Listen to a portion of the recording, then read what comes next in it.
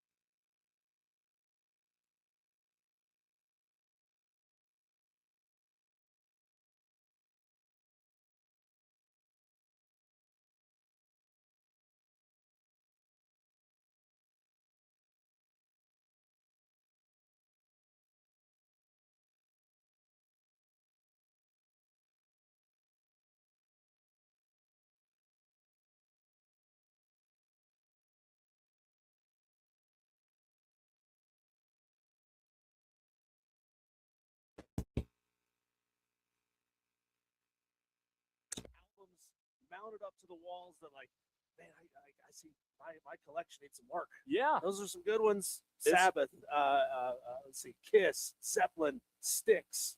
You love those bands? I'm telling you, love man. sports? This is the place to be. It's the best of both worlds, isn't it? It's the best of both worlds. And Diesel and I are here until 7 p.m. We're also live on Twitter, Facebook, and YouTube. You can watch the show. I just fixed the sound for those watching. Apologize for that in the very beginning. But you should be able to hear us loud and clear on 97.1 Spartanburg, 97.7 Greenville, 101.5 Anderson. Watching the show live on Twitter, Facebook, and YouTube, as 25 Tolos are already doing.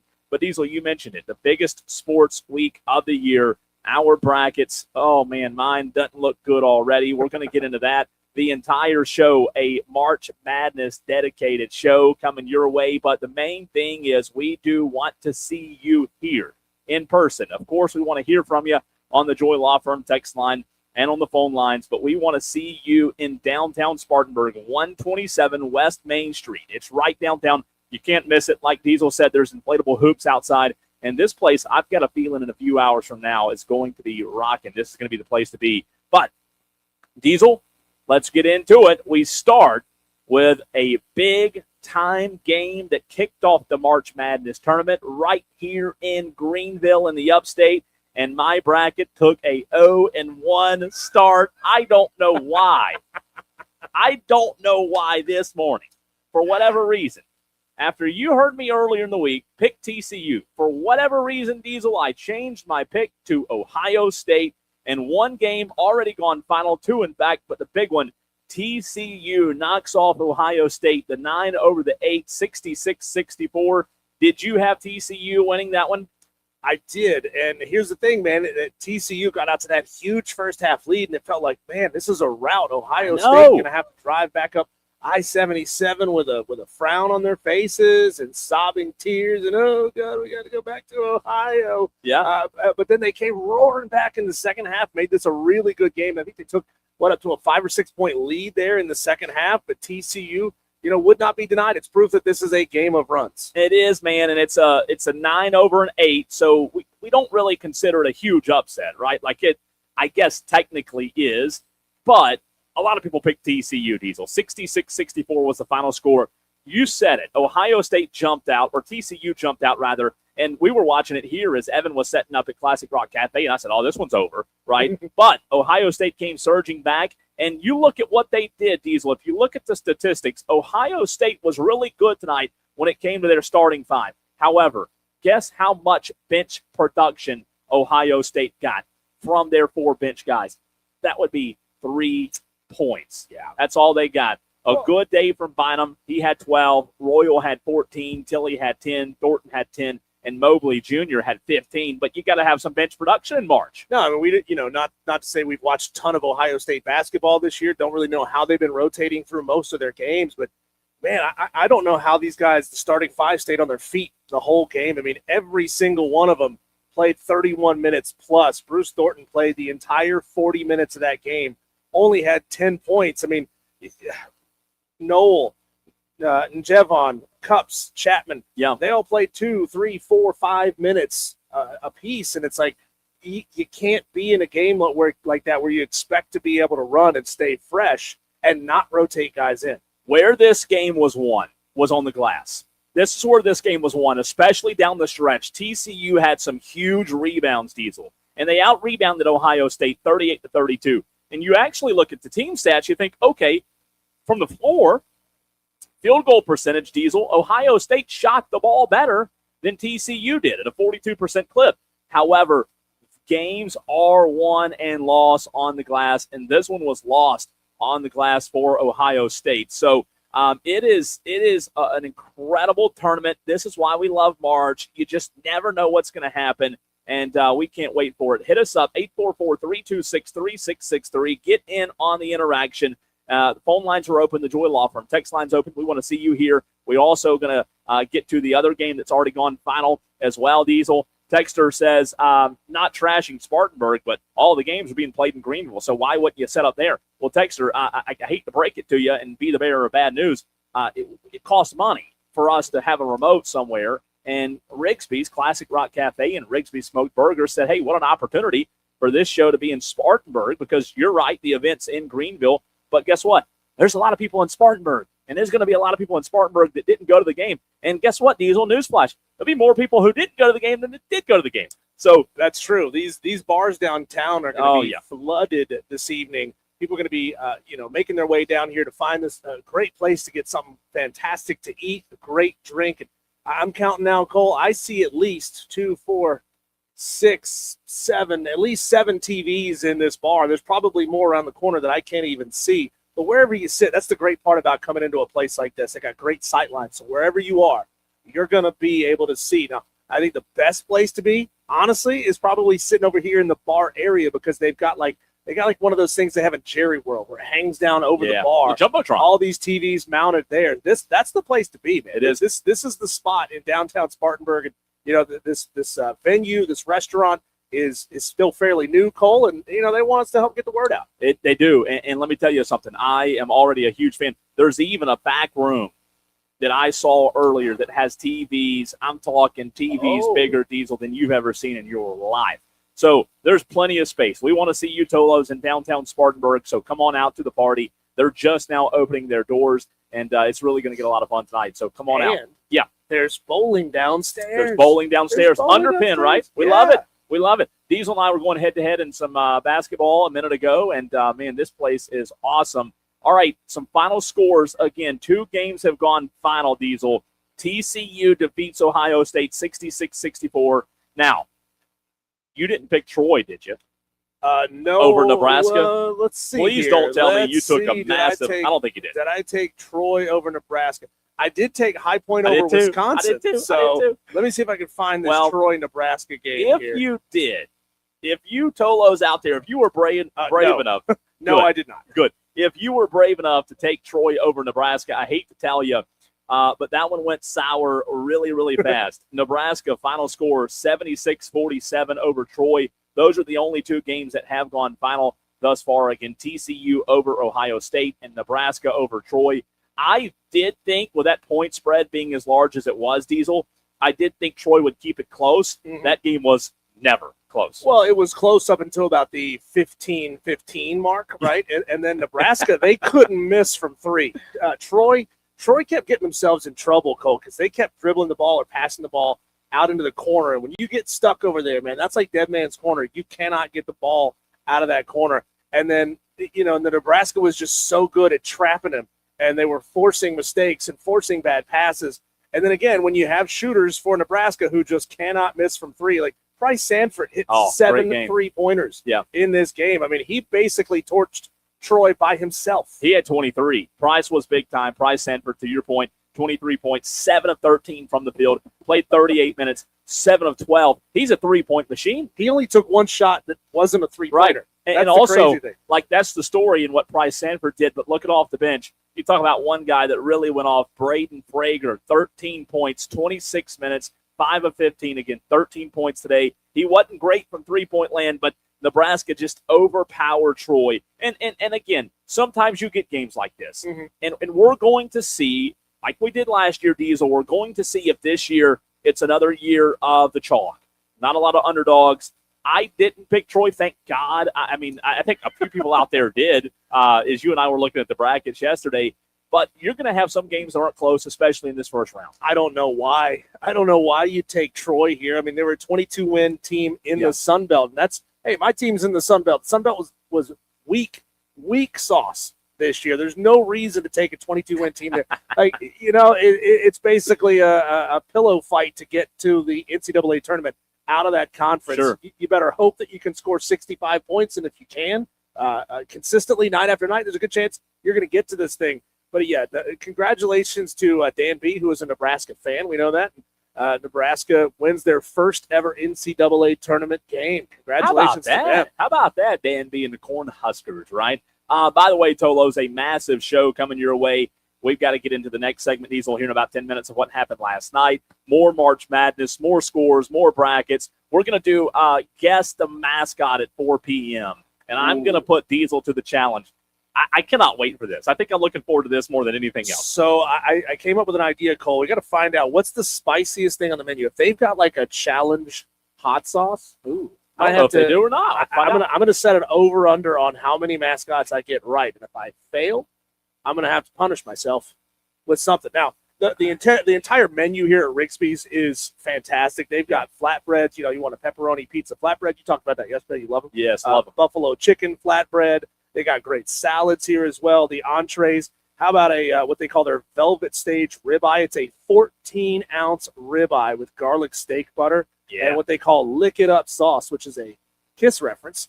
Something you wouldn't get. You're probably not a big Kiss fan, are you? I like some of their songs, but I'm not like a big Kiss fan, no. Chicken tenders, grilled chicken, the country music fried pork. They got a phenomenal menu here. Come check it out. Rigsby'S in downtown Spartanburg. We've got to get to John Whittle at 4:22. Unfortunately, not for us to talk to John Whittle, but we do unfortunately have to talk about some of the bad days that Gamecock baseball's gone through here lately. You just want to punch them when they're down, don't I'm just you? saying it's our normal Thursday guest. We also have to finish our sports bar bracket. That did not get finished yesterday. Tolo Takeover coming up at 5 o'clock, bracket edition. I don't know what the Tolo Takeover is going to consist of today, what players are performing well, what players performed well last night. A lot to get to, and we want to hear from you. 844-FAN phone. Brandon Burnett on the Joy Law Firm text line says, don't feel bad, Cole. I lost on that game also. So, Tolos, how does your bracket look with two games that have gone final? I'm 1 for 1, Diesel. Are you 2-0? I'm 2-0. So you're off to a hot start. I hit good on the Nebraska game. I lost on the TCU-Ohio State game. There are some games still happening in progress right now. The second half has begun, where High Point has tied it up with Wisconsin, Diesel. And I think that's the big one, right? That's the one that everybody's watching. Were you brave enough to pick High Point? I did. I did too. Pick High Point in this game. You and I both did. 58-58, 11-23 to go in the second half. 41-39 was the halftime score, and High Point hanging with them in the second half. They are. South Florida, however, not doing well against Louisville. And here's where I messed up again. I picked South Florida this morning, and that was wrong. Obviously, I thought with Louisville missing the key player that they might be able to, somehow, some way work their way back into it. That didn't happen. Louisville is winning right now 68-51 with 9:32 to go in that game, Diesel. That one's over, signed, sealed, delivered. And Duke underway. As of right now, at this very moment, Duke is losing to Siena. And this is something that you and I talked about before the show came on. It was a 28.5-point spread. I wish I didn't. I wish I would have looked at Siena plus 28.5. That was a massive amount of points, Diesel. And your reaction to seeing that score 16-14 thus far? I mean, well, Duke's going to wake up. Are they? Yeah, they're going to wake so? up. Come on, we're only 7 minutes into this ball game here. These teams have put up 10 shots apiece here, so the game is still fresh. The game is still new. Cam Boozer is already off to a good start. He's leading Duke right now with 5 points. But everybody on the starting lineup has scored at this point. Now, here's the issue, Cole. They only have 7 guys in the rotation tonight for Duke. Yeah. I don't think it's going to be a problem. They just way out skill Siena. But I mean, if they can't get any production, any points out of these guys that they might need to give rests to, you never know. Siena could keep this thing close late. It's all tied up now, 16-16. Before we run to a break, I'm going to take my headset off, and I'm going to bring some good stuff over. I need you to narrate this, okay? You ready? Okay. You ready? Yeah, you ready? Cole's putting his headset down, and I'm looking across the way here. High top table with some beautiful-looking chicken wings and a couple other dishes as well. Cole doesn't realize he's actually stealing someone else's lunch. Here's the thing. So these chicken wings are coming over here. Now, these chicken wings are not just, drums and flats. These are the whole chicken wings. The whole chicken wing. If that's what you're into, and oh my God, this looks incredible, then you need to come down to Rigsby'S this afternoon and try out this food. Oh man, there's some fries, some potato wedges. I love a good potato wedge. Here we are, Cole. Let's do this. Let's show off. So let me tell you about this item over here on the far right. Grilled meatloaf. They say this is one of the most. We're going to show this off. So we're on webcam, so it's not like the best possible I don't think you're going to be able to see here. That but here is the food here, Tolos. God, Bridget's going to get some good pictures. It's really hard to get a good sense of what they have. One of the most popular items is grilled meatloaf. Scott and the guys were telling me earlier that you can't go wrong with a grilled meatloaf. And as you can see, Diesel, we're going to take some good pictures during the break for those on social media to see. But you mentioned it, whole chicken wings at the Rigsby Smoked Burgers location where we'll be tomorrow. They have the regular wings, the drumsticks, and the flats. But here they do the whole chicken wings, and then the grilled meatloaf, they say, is phenomenal. So we're going to show off this food and tell you how good it is, Tolo, so that we can get you here. Again, if you just tuned into the show, we are live in Spartanburg for the 2-day tip-off event, 127 West Main Street. So I know a lot of you are still at work right now. You're getting off soon, though. Make your way to downtown Spartanburg, 127. We've actually got seats for you right beside us in this booth that we're in, almost like a U-shaped booth here, Diesel. It's best seat in the house, really. This really is the place to sit here and watch football or watch basketball. So we want to see you here. And Tolos, this is incredible. So Duke Siena, what's the latest on that? It is now 22-16.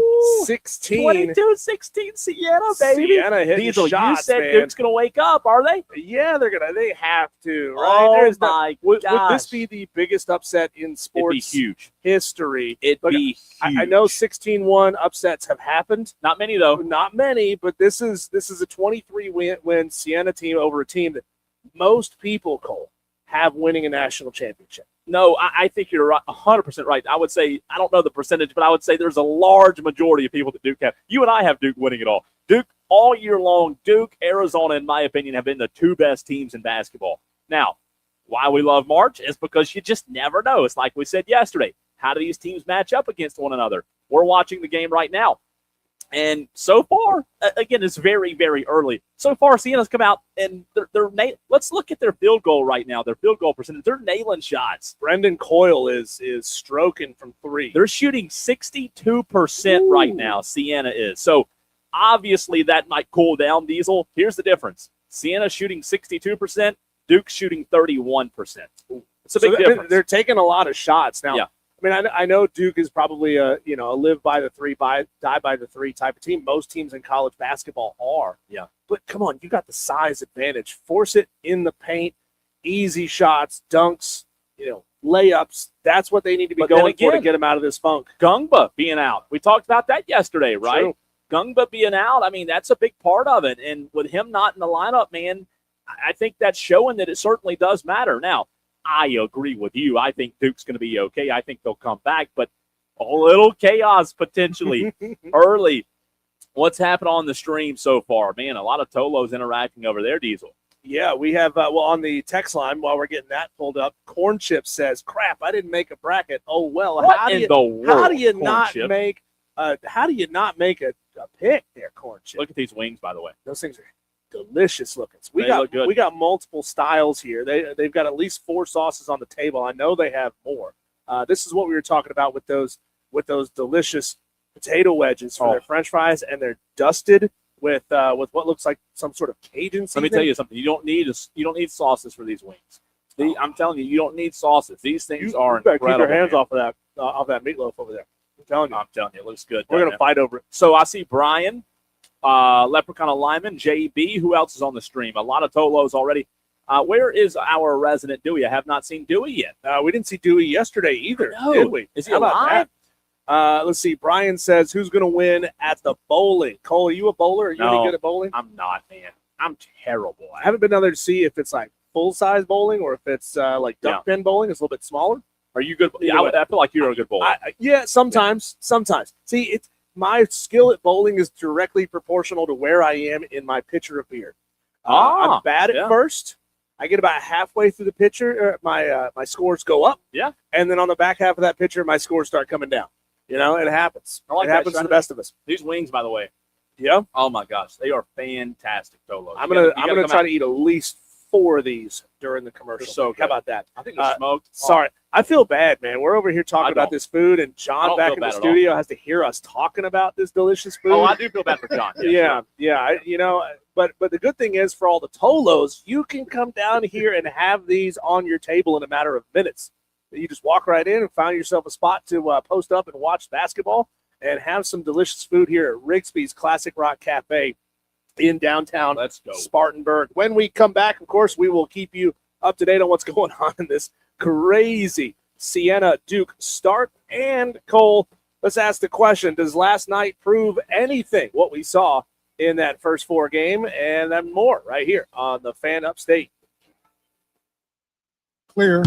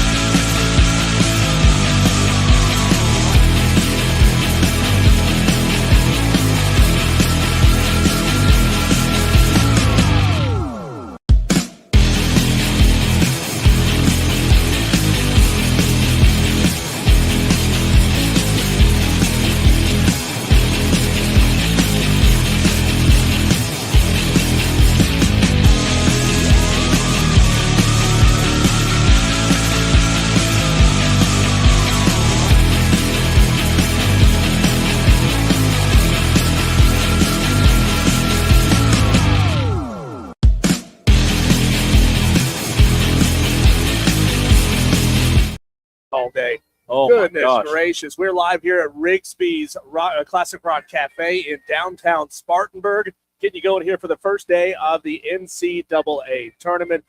Cole, you're now 1-1 on your bracket. Thanks. Tough way to get started. Thanks. It's okay. I'm going to join you in suckitude here in just a few minutes because, well, I took South Florida to get it done over Louisville, thinking that without one of their star players, Louisville was going to be down just enough. Me too. That was a mistake, wasn't it? Yeah, you're going to start off 1-2. Yeah. Thanks a 1 and lot. 2. By the way, I did try the grilled meatloaf during the break. I'm telling you, that is some of the best meatloaf. It's grilled. Oh, my gosh. You know, I just watched a YouTube video the other day about how meatloaf is making its comeback, and it's everywhere. People It's actually so finally making good, meatloaf man. good. It's not like it was back in the day where it was just ground beef and ketchup over the top of it. I love that they go ketchup all on out. top. So describe this grilled meatloaf. Like, what's the flavor profile look? I can see the meatloaf, and it's got some onion straws on top of it. You know what? It has a little bit different of a texture because it's grilled. It's almost got a little crispy texture. You know what I mean? You know how sometimes meatloaf cooked in the oven? I mean, this meatloaf's got a good texture, great flavor. Everything's been great so far. The wings, I love whole wings like that. Those whole wings are phenomenal, Diesel. They are phenomenal. That's like the size of 4 wings. I If you go know. somewhere else with like dinky little wings, that's the size of 4 of those. Yeah, if you come here and order wings, come on. They're smoked. Zach on the Facebook stream, have you been here? He says they're smoked as well. Brian says, Diesel, Cole, how many wings could you eat? These are big. Yeah. Maybe 8, 10? Yeah. That's a. You think you could eat 10 of those? Because really, that's 20 wings. That's true. Yeah, that's 'cause true. you got That's a good point. Yeah, you got the flat and the drum. So I've eaten 2, so that really means I've eaten 4. You've eaten 4 wings. How about that? We're over here doing math here. We're Speaking of good, man. Speaking We're really speaking good. of doubling up, Cole, Siena's almost doubled up the Duke Blue Devils now.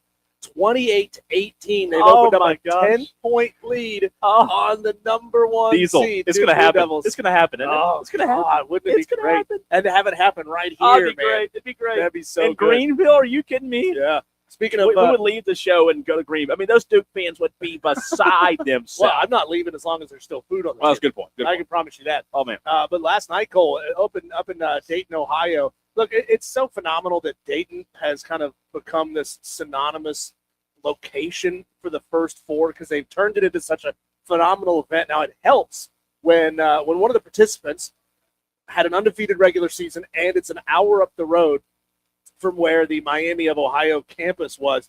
But last night, right, those guys proved that they absolutely belonged. Right now, I think, I don't know how many different versions of his mea culpa Bruce Pearl has drafted at this point, but he needs to put out a statement saying, you know what, I was a certified Red Hawk hater, and I was absolutely 100% wrong because the Red Hawks, Cole, last night took it to ACC foe SMU, got it done, and they look good doing it. And you know what, man? That was, I'll get to Bruce Pearl in a second, but that was one of the, I think, strangest basketball games I've ever watched. Miami of Ohio came out and basically said, we're going to shoot threes until they go in. And they came out last night, and that's all they did. They shot 41 3-pointers. 41. So compared to SMU's 21. Look, I like it. I like having an identity. I didn't think it was going to work. At first, Diesel, I tweeted it out last night. At first, it was a horrible game to watch because it was just brick, brick, brick, brick, brick. They were stacked. They built 3 or 4 houses. They were stacking so many bricks. I don't know if you realize this or not. But at one point last night, both teams were 3 of 19 from three-point land.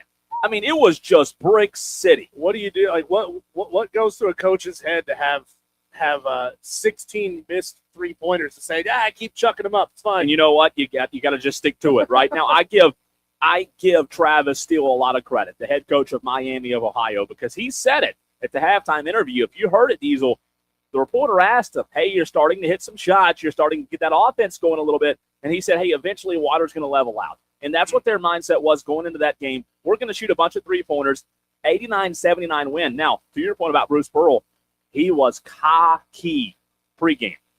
I mean, he was, he had that big, nice jacket on, and he had his shoulder stuck out. He literally thought, and I get it. He was thinking, I'm going to be proven right There's in this no game, doubt. and everybody's going to have to apologize to me and tell me that I know ball, and then you don't know jack, Bruce. And you know what? I think Diesel, I think that's what makes this tournament the best because you know what nobody knew? Even the smartest bracketologists out there, the John Rothsteins, the Bronco Millers, even as smart as they are, you know what they didn't know? They didn't know how Miami of Ohio would match up against SMU. And that's what makes this tournament so great. And for the first half, you're kind of thinking, maybe SMU's the better team. Yeah. Miami of Ohio just started banging, and all of a sudden you look up, they're winning by 10. They won by 10. I love that. That's what I love about this tournament. Well, to quote Matthew McConaughey and We Are Marshall, they don't know your heart. And Miami played with a lot of heart last night. Yeah. First tournament win since 1999 for the Red Hawks, 41 threes attempted. It's going to be a tough slate to get this done against Tennessee after this because that's who they're probably going to match up against in the round of 64, Cole. But can Tennessee be disciplined enough to not only try to shut them down from three and to game plan Miami trying to get the ball inside? Because they were doing a phenomenal job at that at times when SMU wasn't expecting it. Yeah, and you know what? Matching up against Tennessee, I do think it's a different animal. I watched a little bit of Tennessee because I was looking at that this morning because I saw when we watched that game last night, this morning I saw the opponent was Tennessee. I said, okay, let's look at Tennessee. I think where Tennessee will have the advantage is I think Tennessee has a little bit more size and strength down low. I know this is going to sound weird. I wasn't overly impressed with Miami of Ohio and what they did in the front court. I really wasn't.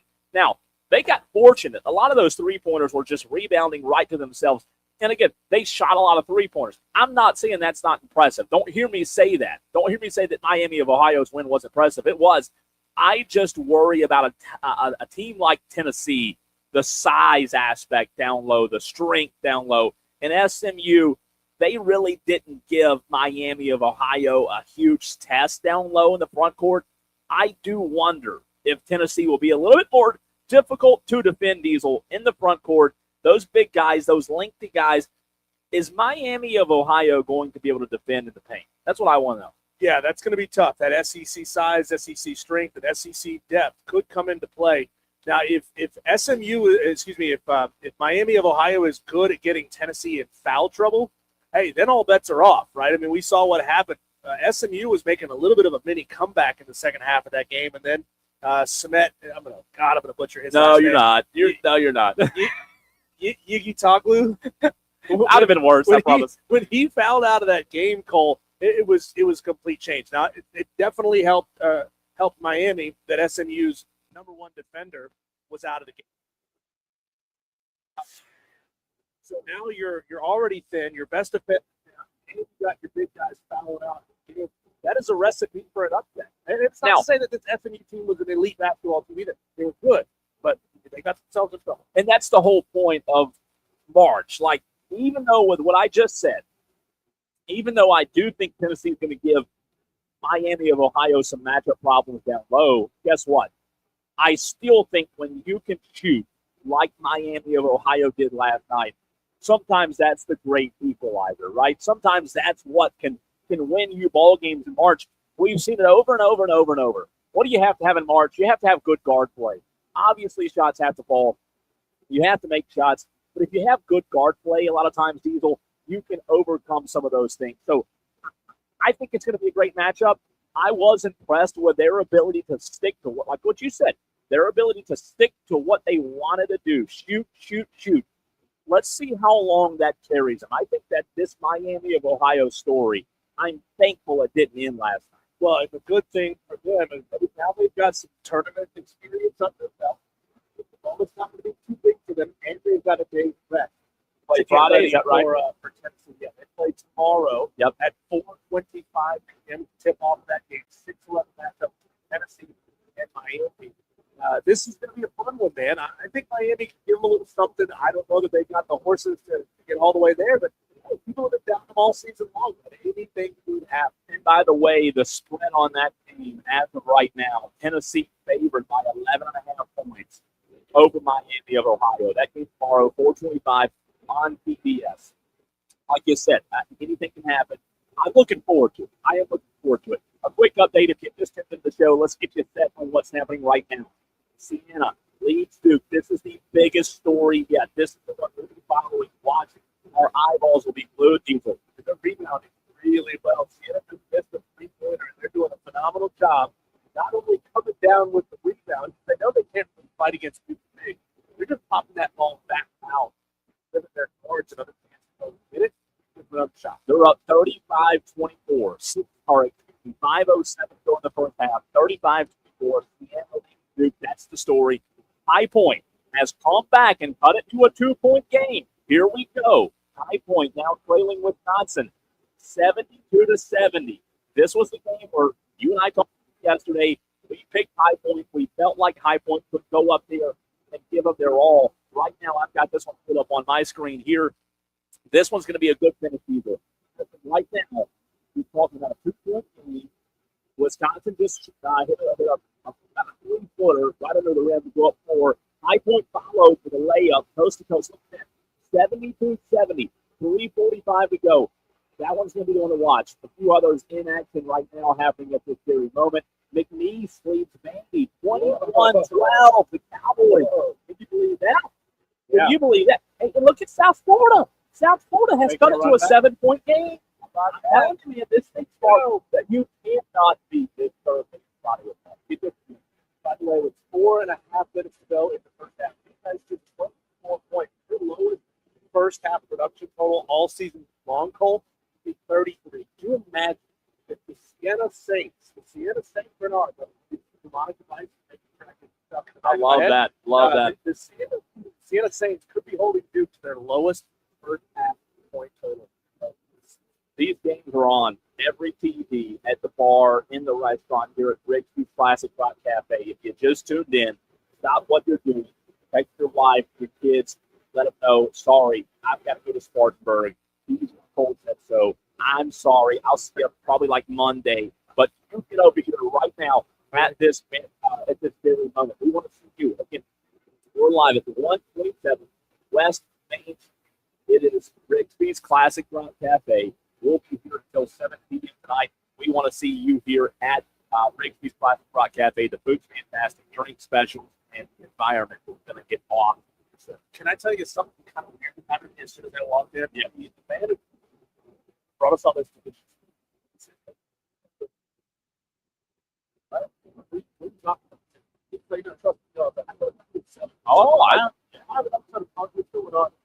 But inside the ladies' room, this is just I'm trying to paint the picture here of what the atmosphere is like.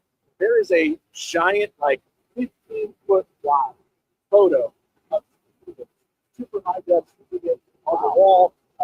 One of our iconic live photo shoots. You look around this place, you got photos on the walls of some of the biggest rock stars on the planet. Axl Rose and all these guys. They're all over the place. This is if you're a rocker, new rock, classic rock. The best thing about rock and roll is all the new bands. We're getting to it now. They grow this reference of bands that came before them, and you're gonna love this place. You're gonna be walking around, and be like, oh man, now I need to go back to their catalog, their catalog, their catalog, their catalog. You're gonna love this place. By the way, there is set up outside of Classic Rock Cafe merch. So if you want to stop by, get some free merch, come on, Classic Rock Cafe. We'll continue the conversation. Give you nothing what's happening with Duke. Let's see if High Point can come back and win this thing. All that and more. We close out hour number 1 of the show. Weird.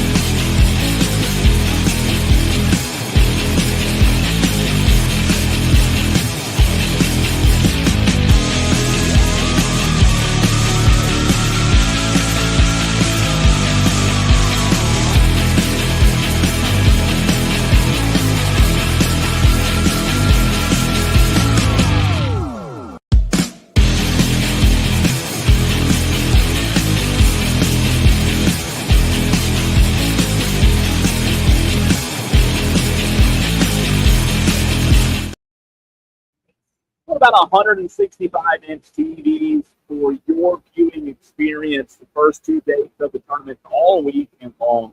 You're not going to beat this fight.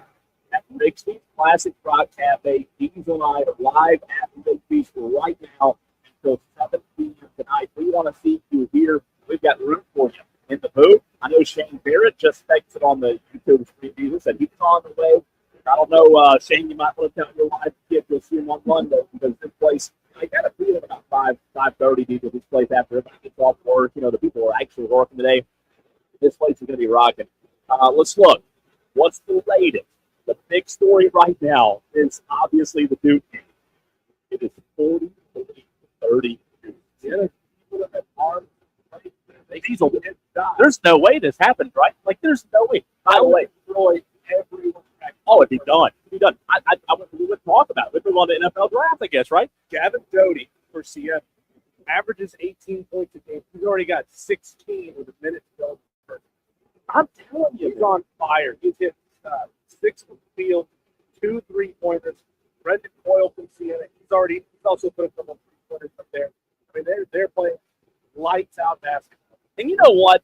I was at in 2017. I don't know if you remember this, people. South Carolina made their run that year, right? The Elite Eight. In Bon Secours Wellness Arena, I was there that night on a Sunday night. South Carolina beat Duke that night. And they kind of did the same thing for the kept them at arm's length. That crowd. And here's what's funny about these crowds. Even though there's a big Duke presence, that crowd can become Siena Pro very, very quickly. I'm telling you, because just like there's a lot of people who love Duke, there's just who hate Duke. There's a lot of fans who buy these sessions, right? They don't just come down to see their team play. Okay, fans are making their way into this venue. Now, they're all against except they've got multiple fans. Here we go. Now, here's the other big story.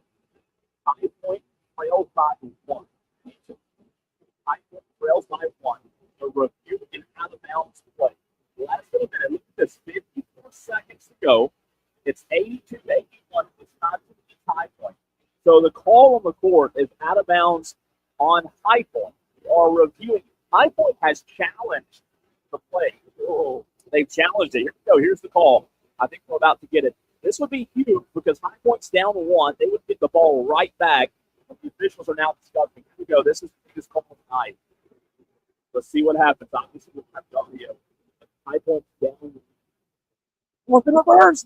Off in reverse. It's High Point ball. They have the ball. Down 1. 54 seconds to go. The Wisconsin coach is beside himself. Oh, my God. I love replay ability.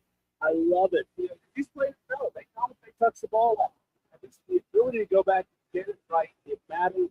They do a phenomenal job. By the way, from what I've seen so far, these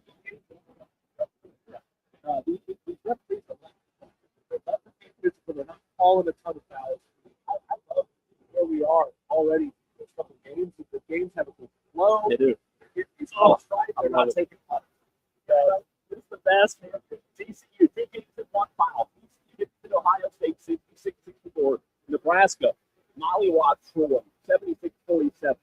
Those 2 games in 1 foul. Right now, there are 4 games in action. What happened? Switch back. Wisconsin ball. So it's a 3-point game. Look at that. Look at that South Florida score, by the way. While I got this High Point. South Florida's now within 5 to 7 seconds to go. You never know. All right, so 21 seconds. Wisconsin has the ball. They're up. They're up.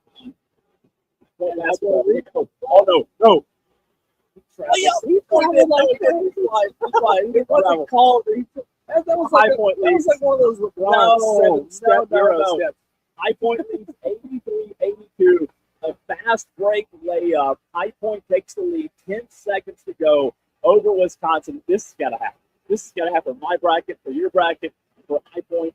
By the way, High Point, how far? I mean, not far up the road, right? No, High Point, North Carolina is probably within 3 hours. Halftime, by the way. Halftime score just in. Siena leads to 43-32. This is crazy. Like, this is maybe the best day. Maybe Rigsby'S, by the way, Sandy, 26-20.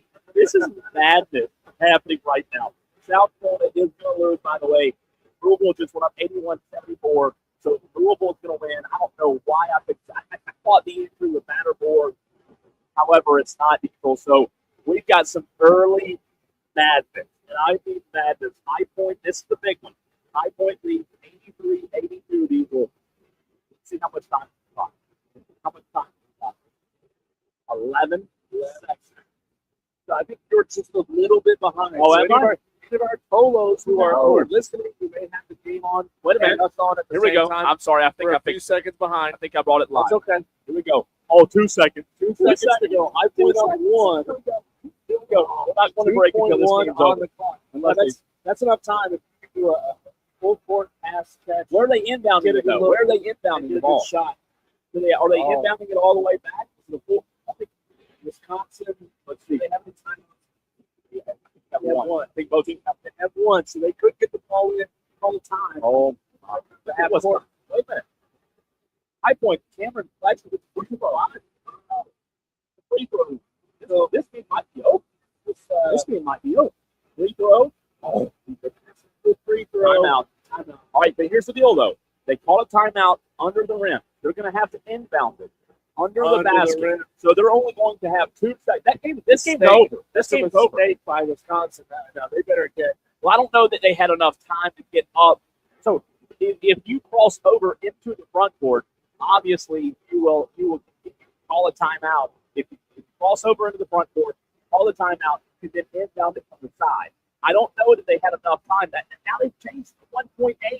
1.8. This game's over. Are we about to see like a Christian Laettner moment? Remember when Christian Laettner they threw the full Dude, this game's over. There's no way. There is no way. Right? Right? Be the biggest upset of the day. Look at the Wisconsin fans. Ejected. There's just no way. And you know what? We talked about this a little bit last week, people. I think you said this. If Miami of Ohio wasn't the story, everybody would be talking about High Point this year. They've only lost 4 games. Phenomenal team. These are 4 games. They've lost 4 the entire year. And I think you nailed the head. I mean, nobody's talking about them. You and I both picked them in the bracket. I mean, I can look real smart, right? This is a 12 over a 5, by the way. So they have now adjusted back to 1.8. Here we go. And I just don't know that you have near. So here's the deal: the pass is going to have to be in the air to half court. It's got to be a catch and shoot from half court. You might have time to get a little bit closer to the 3-point line, but if you inbound it in the backcourt, it's over. You're just not going to have enough time. So look at the players. They're half court. So they're going to have to catch it around half court. And for those listening, maybe it's already gone final. The TV, the D's and I are watching inbound. Oh, they're going past half court to the rim.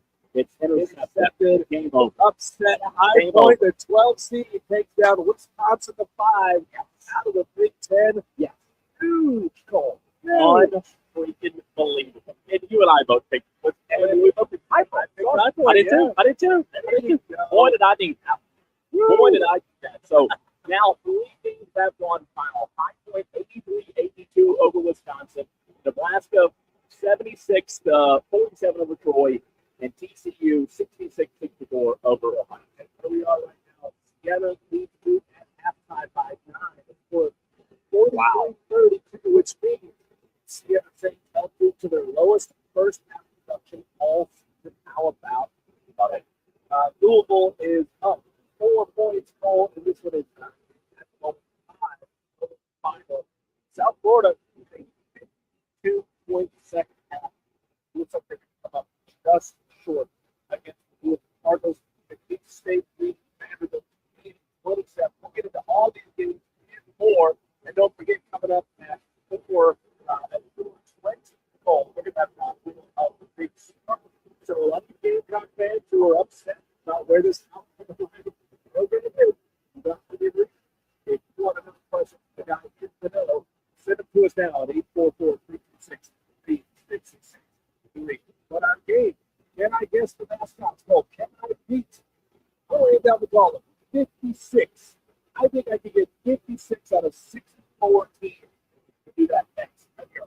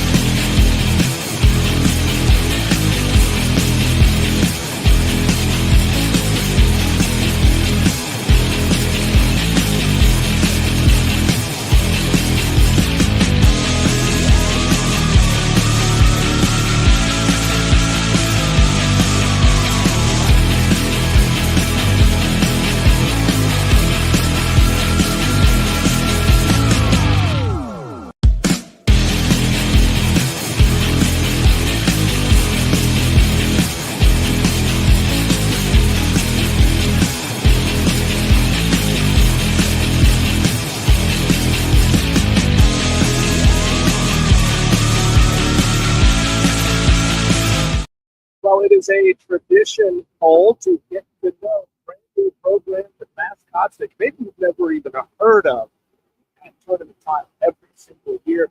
It's so much fun. Yes, the Blue Bloods get there. Yes, some of the teams that don't get there, but the other ones, and it's a crash course education in some of the smaller programs around college basketball. And I fancy myself pretty good at understanding and really knowing mascots. I think I know most of them, and I think I'm laying down the golf.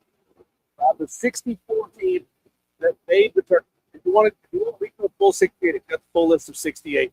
I think 50, setting over at 55 and a half.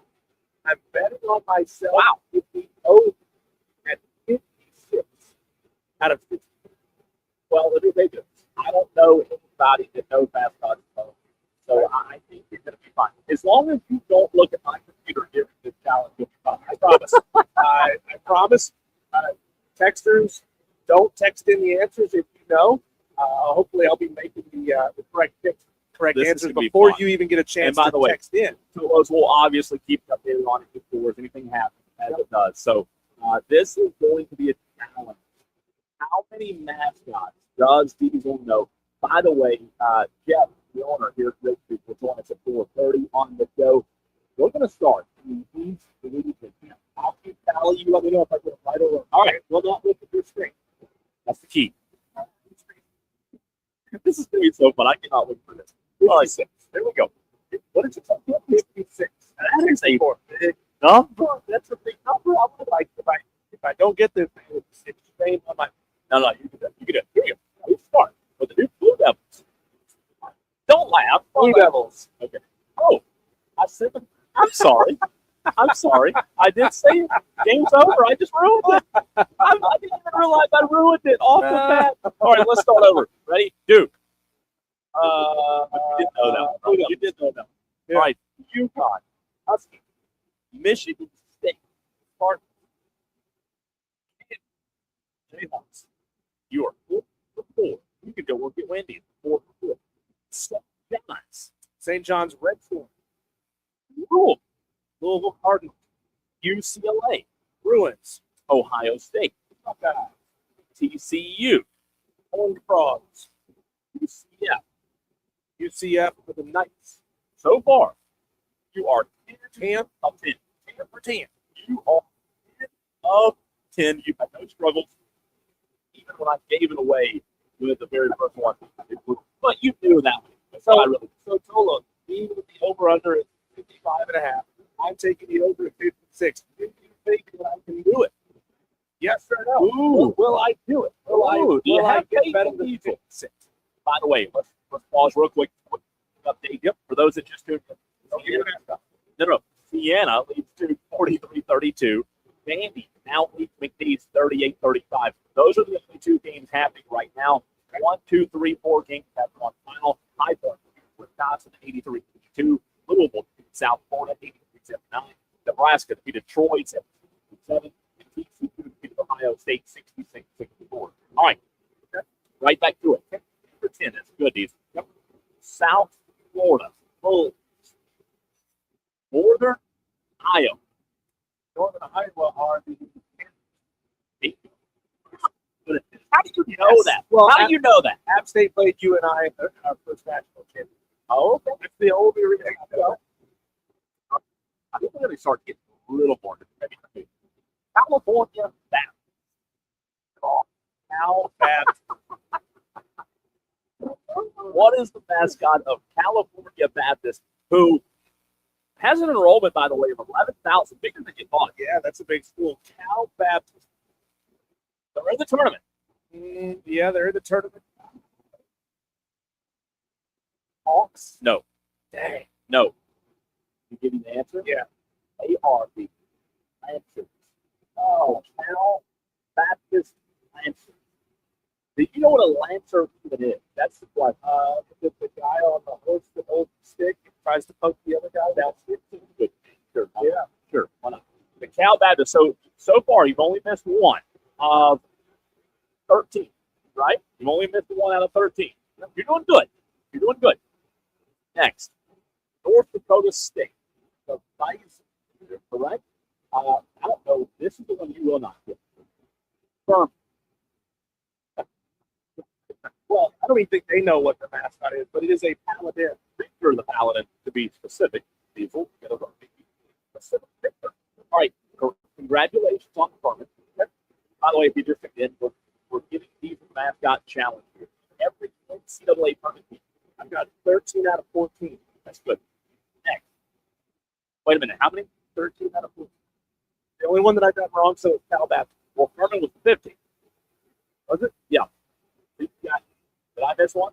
We've got North Dakota State, right? Cal Baptist, Northern Iowa. Yes. Last one I gave you was Furman, right? That was number 15. So you got 14 of 50. Okay. Next. Playing right now. The Siena Saints. Good. That's good. All right. Now we go to the Midwest. Michigan. Wolverine. Iowa State. No, I got that wrong. Yes, yeah. Well, you said Hawkeye. Hawkeye. Said Hawkeye. Now, Steve, our manager, he's cutting your salary as logging into your contract, and he's saying, "How did you not know this?" Well, joke's on him. He can't tell it anymore. We're in radio. Right. All right. Next, the Virginia Cavaliers, the Alabama Crimson Tide, the Texas Tech Red Raiders, the Tennessee Volunteers, the Georgia Bulldogs, the Kentucky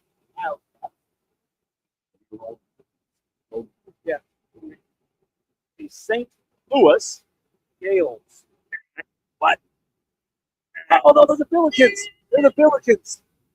Yes, they're the Billikens. Does that count or did I get it wrong? Get it wrong. Oh, man, you were so confident. You were so confident. Oh, no. You were so confident in St. Louis. Face fast enough. You know what, though? I think that slowly become my favorite Lloyd, though. I like it. Okay, now you missed two. Yeah. All right, here we go. Let's look now. You good? Lock in. You good? Lock in. Lock in. You missed Santa Clara. I know they have to just super locked together Santa Clara. I don't know. Santa Clara. I love this challenge. This is the best. This is the best. Elves? No. Hobbits? No. Not close. The Broncos. Broncos. Yes, Broncos. All right. Miami of Ohio. Red Hawks. Correct. SMU. Mustangs. Correct. The Akron. Yes. I gotta slow it down here. I don't want to say it wrong. You don't be overconfident. We've only been talking about the freaking Billikens. I know. Week and a half. I know. I knew you would get Billikens too. I just knew it. I knew. And by the way, Tolo, I will work on the audio feed next week. Tolo's saying audio feed. What about it's not good? Let me know. Let's see. I think I've got it. Oh, if that helps. We do this. Explanation off. Any better? Any worse? Let us know. Let us know. Sorry about that. I don't know exactly why it's not, but I will work on it. I promise. I will work on that. So continue to bear with us on the stream if you're watching. If not, listen on the radio or the Odyssey app or the iHeart app. So many different ways to listen. All right, back to the mascot challenge. You ready? I've missed 3. I can miss a total of 7. 7 more? I can miss 7 total. Oh, yeah. I can only miss 4 more. Ooh. Are you getting nervous right now? A little bit. By the way, I would say, I know you're hard on yourself. You're doing way better than I would be doing. I would be absolutely terrible at this challenge. I would have missed way more than you've missed already. So do not feel bad. Do not feel bad at all. All right. Right back to it. I blame the delicious food. Yeah. It's fantastic here. It is food. Yeah. It's good. At Rigsby'S Classic Rock Cafe, which is where we're going to be until 7 o'clock tonight. You said Akron, right? Zips, yeah. The Hofstra Hofstra are the Pride, right? How did you know that? That's incredible. I know things. That is incredible. I know things. Hofstra Pride. That is incredible. All right, I did not know you would get that one, but congratulations. The Right State. Oh, are they the rights? Aren't they the racers?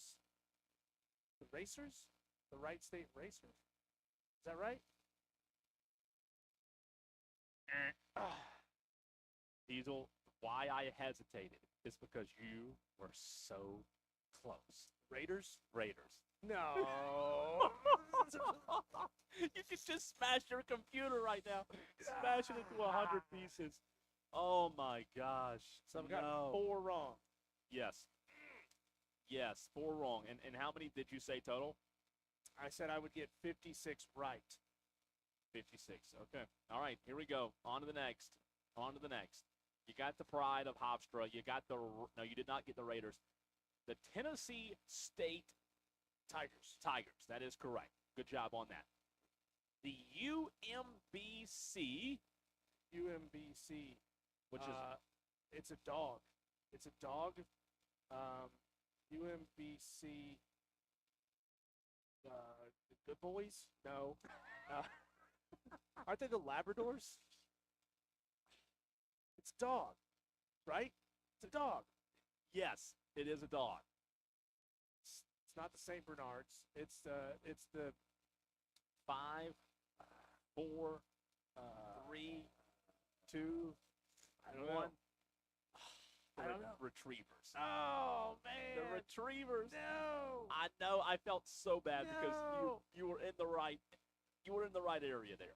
Retrievers. Oh. UMBC Retrievers. I knew it was a dog. Yeah, you did. You did.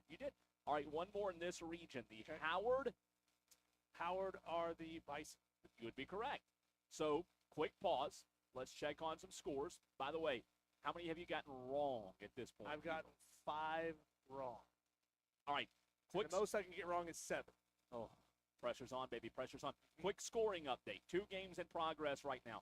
Siena leads Duke 45-34. Vandy leads McNeese 38-35. It's halftime. Vandy McNeese 18:43 to go in the Siena Duke game. So we'll keep you updated on those two. The next game tips off at 4:27 here in about 10-15 minutes between North Dakota State and Michigan State. That is a 14 versus a 3. So I've got 27 out of 32 right. Yeah, Right? That's pretty good. It's pretty good. And I've been impressed with, I didn't know the Howard Bison. All right, so we'll go to the South region. South region. Are you ready? Mm-hmm. The Florida, Gators. the Houston Cougars, the Illinois, Illini. yep, Fighting Illini, but yes, that's correct. Nebraska, Cornhuskers. the Vanderbilt, Commodores. the North Carolina, Tar Heels. the St. Mary's. Gales. Yes, that was your Gales from earlier, Yeah. right? St. Mary's. And Now, it was the Saint because I said Gales for St. Louis. yes, God. that's right. You had the Saint right. This one's going to be tough. I'll go ahead and warn you. This one's going to be tough. The Clemson. Fighting Tigers. Yes, that's correct. The Iowa, Hawkeyes. the Texas A&M, Aggies. correct. Little hesitation there. Yeah. Little hesitation. The VCU, VCU Rams. correct. The McNeese, Cowboys. correct. The Troy, Trojans. the Pennsylvania. It's an Ivy League school. And the only reason I know this Smart. one is because I watched Pennsylvania yell on Sunday in the championship game. Oh, Pennsylvania. And Quakers? Oh, you did it. That is incredible. Yes. That is incredible. You did it. You did it. 15, Congratulations. 19 for 19. 14 for 14 so far. The Idaho. Idaho Vandals. Yeah, that's a great mascot. Great mascot. Great The little. Lehigh. Oh. Uh-oh. It's a Uh-oh. bird, isn't it? It's a bird. Uh-oh. Oh, it's not a bird. Uh-oh. The Lehigh. No, I didn't say no. I didn't say no. I just said uh-oh. Lehigh Swallows. I don't know Lehigh. Oh, no. Diesel, I'm going to give you a hint. You were on the right. It is.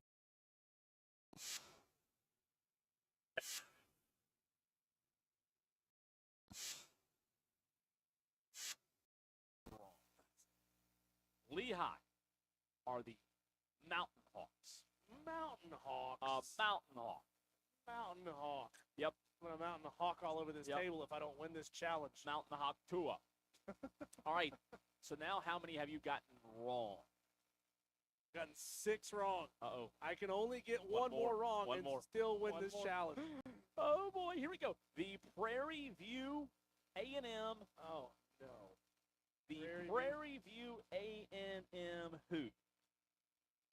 They wouldn't be the Prairie Dogs. That's too easy. Correct. Oh no. Prairie. Oh no. I thought I had Prairie View A&M. It's Texas. Everybody's the Aggies in Texas. I'm gonna go with Aggies. Panthers. The Panthers. Oh, we just talked about this with Tom. Tom called it and knew. Tom did. Tom. Oh, Diesel, now you can't get any more wrong. Can't get any more wrong. Oh, no. We're in trouble. No. By the way, waiting on John Whittle. He was supposed to let me know he may be able to join us today. He might not be able to, but we'll play it by ear in the very next segment. We do have Jeff Rigsby'S coming up here in about 15 minutes on the show. All right, last one I did was Prairie View. We go to the final region, the West. 16 more teams, and I can't get another one wrong. We go to the West. Got to go 16 for 16 Diesel, in the West. No pressure, baby. No pressure. The West. Arizona. Wildcats. The Purdue. Boilermakers. The Gonzaga. Oh, God, what is Gonzaga's mascot? You know this. Bulldogs. Thank God. Yeah. Thank God. Thank God. The Arkansas. Razorbacks. The Wisconsin. Badgers. Losers, really. Yeah. The BYU. Cougars. The Miami. Not Red Matt Hawks. Krafts. Oh, wait. Miami. Oh, the Hurricanes. Oh, that I thought you meant Miami of Ohio. Does that count or no? Well, you didn't specify which Miami. Oh, it's Miami. Miami, in parentheses, Ohio? But what am I supposed to say for Miami? What am I supposed to say? Which Miami? What am I supposed to say? Miami. The one in Florida? If it was Miami Hurricanes. of Ohio, I would have said Miami of Ohio. That sounds like a trick question. No. That's a trick question. I'll give you credit. But Miami of Ohio, we've already done. Oh, okay. Yeah. Oh, you're getting close. You're getting nervous. The Villanova. What is Villanova? You know this. You know this. Aren't they the Wildcats? They are the Wildcats. Wildcats. Okay. All right, you're getting there. The Utah State. Utah State are the Aggies. You'd be correct. All right, here we go down the final stretch. You cannot miss any more. Cannot miss another one. The Missouri Tigers. The NC State Wolfpack. The Texas Longhorns. The High Point Panthers. The Hawaii Rainbow Warriors. The Kennesaw State Owls. Queens University. Oh, I can see their logo. The Lions, right? The Lions? Aren't they the Lions? Their mascot is a lion. I can see the logo. The logo is a lion. No. It's a lion. No, it's not. No. What do you mean? It's a lion. No. I feel so bad. I wanted you to hit it. I thought you were that close. It is the Royals. Oh. He is defeated. He is so defeated. I feel so bad for you. I thought you had it.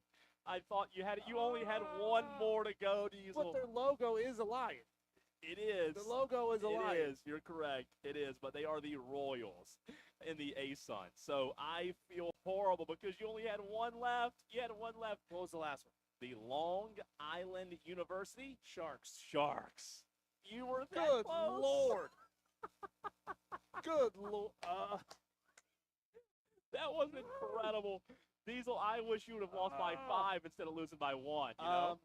Can you give me? Can I redeem myself with a bonus play-in team that did not? Did you give me all 68? I did not give you the play-ins. I don't believe. Give me a play-in. Let's see if for all the marbles. Give me whichever play-in team you think I won't know because obviously. Obviously, NC State was in a play-in. They lost. No, I did give you the play-ins. I'm sorry. I'm sorry. I did. UMBC, Howard, Texas, NC State. I did. Yep, I did. I'm gonna flip this table. You did. You were so close. You were. Whoa! Math wizard Dan B here says you can miss 8 and get 56. Did you miss? What do you mean? I missed 8. Is that what I missed 8? How many did you want to miss? I wanted to get 56 correct. Oh, I thought you said 7. So that means I win. What did That what means happened? I win. So I'm confused here. Won. But what I happened? won. I did the math wrong. I did the math wrong. I mean, the pilot did the math right. I win. So you got the amount correct Yes. that you thought you would get correct. Yes. So you are a math nerd and you got the math wrong. I am not a math nerd. I am a wordsmith. Oh, sir. my gosh. I've never been good at math. Wow. How about that? And I win. So you got 8 total wrong. By the way, quick scoring update. Siena leads Duke 47-41. Duke has cut it to a 6-point game. 15:48 to go in the ball game. So he says, you gave me all 68, right? I gave you every one of them. Gave me everyone. So that means I got 60. I got 60 out of 68 correct. Well, no more math. Don't keep I- any more math. Because over I there. missed Cal Baptist, Yep. St. Louis, Santa Clara, Wright State, UMBC, Lehigh, Prairie View A&M, Panthers, Queens, the Royals. There you go. How 60. Many of these can I still get right, though? I think you could get more. Or the ones you missed, you mean? Billikens, Raiders, Labradors, no, Retrievers. I don't remember Lehigh. Panthers, and Royals. All right, here's a trivia question from RJ real quick before we run to a break. On the Joy Law Firm text line. Wait a minute. I'm just going back to the text line. Somebody tallying at home? Well, not that. Texter says Diesel said Knights for UCG, but it's the Golden Knights. Get out of here. Ooh, Get and outta you here on a also said the technicality. Hawks for Miami too. But I'm gonna let that one slide. Texter Boomer Bill says funny mascot Delta State fighting Okra. That is a good one. Wait, I think we talked about that during football. There's Steve. also the UC Santa Barbara Banana Slugs. That's a good one. That's No, a- wait. No, is it UC Santa Barbara? It's the one from Pulp Fiction where he wears the T-shirt. UC something Banana Slugs. And then there's don't forget, Texter, who is this, Boomer Bill. There's also the Scottsdale Community College Fighting Artichokes. Ooh, Yeah. the fighting. That's Fighting for real on Artichokes. that. Yeah, it's a real mascot. The fighting Believe it or not. artichokes. Wow, it's true. How about that? By the way, Tolo's watching the stream. Let me know if the audio's any better or any worse. I did try to make a few adjustments. I'll continue to during the break. Sorry about that, but bear with us there on the stream. But you can listen. 97.1 FM Spartanburg, 97.7 FM Greenville, 101.5 in Anderson. Also on the free Odyssey and iHeartRadio app. We'll continue the college basketball madness, and we'll hear from Jeff here in a few minutes as you are listening to Wire to Wire. He's Diesel, I'm Cole Bryson, and this is the Fan Upstate.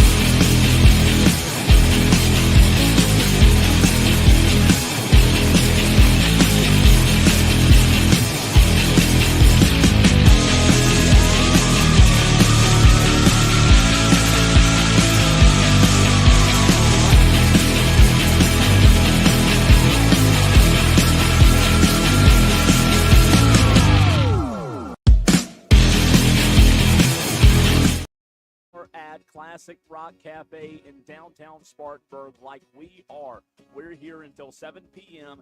Come by, have some great food, some great drinks, watch March Madness. 127 West Main Street is where we are, and we are pleased to be joined by Jeff, owner of Rigsby'S. Jeff, how are you, man? Great.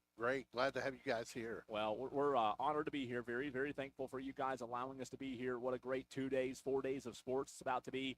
And this Classic Rock Cafe, Diesel and I have been talking about it for an hour and a half now, but it just opened in December, Yep. and this has become in an hour and a half one of my favorite establishments. The environment in here is just immaculate. Talk about this new location for you guys. Thank you so much. Well, first of all, kicking off March Madness here at Classic Rock Cafe, I mean, that's the best of both worlds. You're in a rock and roll environment watching some of our favorite sports. So we're excited about that. But I bought this building back probably about a year ago, and I'm a big classic rock fan, and so the idea started rolling to make a full event space into a restaurant in the front, Classic Rock Cafe, with some elevated food, some of my favorites, and then with the rock and roll experience. Then in the back, we got these huge 160-inch screens. There's 4 of them back here, and we do live music back here, live bands on the weekends. We got other plans for it. We're still in the infancy stage of developing the whole thing, but and then we got great bartenders, great staff. We have an excellent team here, and people make the difference. Jeff, we just went through 68 teams in the tournament. I got 56 of the mascots correct, which is hard. It's Wow. annual trivia Wow. when it comes to mascots here. I'm going to ask you a little bit of rock and roll trivia. Okay. Okay. Are you at all? I hope I get it. Are you at all a movie buff? I am. Okay. So this is from a movie, a rock and roll movie, by the way. Who would win in a wrestling match, Lemmy or God? Lemmy. If it's not Lemmy, it's God. God. Trick question. Lemmy is God. What movie?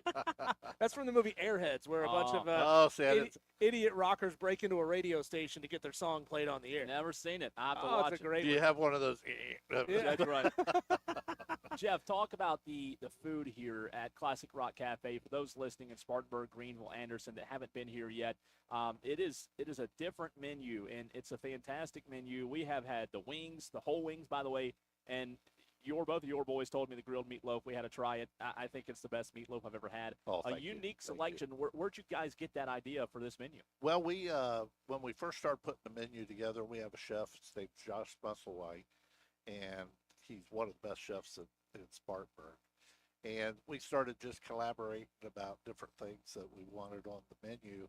Grilled meatloaf was one that when I brought it up to the guys, they were like, "You mean meatloaf?" I said, "No, grilled meatloaf. You take the meatloaf, you grill it, and then you put some barbecue sauce on it with some fried onions." It's our #1 seller. It's so good. It's so good. And then we have salmon on the menu. It's probably the best I've eaten. And then the whole wings are kind of a surprise. Sometimes people will order, you go to a regular burger or wing place and you order wings, and you order 12 and you get 12 split wings. You order 12 wings here, you get 12 whole wings. Really, it's 24. 24 wings. So it's enough to take back home. It's neat to watch when people order that and it comes to their table and they're shocked. But and then we have some great desserts. The cheesecake with the raspberries in them is really good. What's your favorite? My favorite's it's between the meatloaf and the yes is the answer. Meatloaf and the salmon. I like our shrimp and grits as well. Ooh. We have a steak burger here that is amazing. And then our steak, we have a 14-ounce ribeye that you could cut with a butter knife. Wow. I mean, it's a lot of steak, but it is really good. Do you guys have like a concierge wheelchair service to get me back to my car? Because you keep saying all these things, and I want to try them hot, fresh, right out of the kitchen. That's the best way to have them. Oh, absolutely. Yeah. Absolutely. And our team does a great job on preparation. It's funny. Sometimes I'll come in and servers will ask me, well, do you need a menu? And I'll come with thinking I'm going to eat one thing, and then I'll look at the menu and I'm like, oh, maybe I'll try this tonight. So I try to go with the rotation. You know, Jeff, we've met your sons. We've met, I think, your grandson. Yeah. So talk about this being a family business. You hope that Easton's going to become part of the business one day. Yeah. All the kids, we have multiple restaurants, but all my boys are involved. Corey and Jeffrey and Michael. Michael works more in the office, but Corey's our director of training, and Jeffrey's VP of brand innovation. And and then the grandkids come and they kind of let me know, here's what we really like. Here's they're your taste testers right now. That's right. And So they're matters. executives in training. Yeah, I love it. Let me ask you this. There's a lot of people in Spartanburg who are familiar with Rigsby's. You have one just over here on North Liberty Street. You also have one in Boiling Springs, right? In God's country, where you and I live, Yep. right? Yep. Right. And then attached to that one is my favorite. We won't spend 30 minutes on this like I want to, but Donato's, the best pizza. Diesel has heard me talk about it for 3 years now. Donato's is the best pizza. It's the best. Yeah. What are the locations? What makes them different? Like Rigsby's over on North Liberty Street, where we'll be tomorrow, compared to the Classic Rock Cafe. Right. Well, Rigsby's was, when we first started Rigsby's out, it was burgers and wings. We got some, we got Philly cheesesteak and fish and chips and some of those items too. But we wanted a burger and wing place that was different than what you see out there. So we smoke our wings and we smoke our burger meat. And it is just, a lot of times, a burger is defined by the toppings that you put on it. There, it's defined by the meat. You could actually eat it without toppings.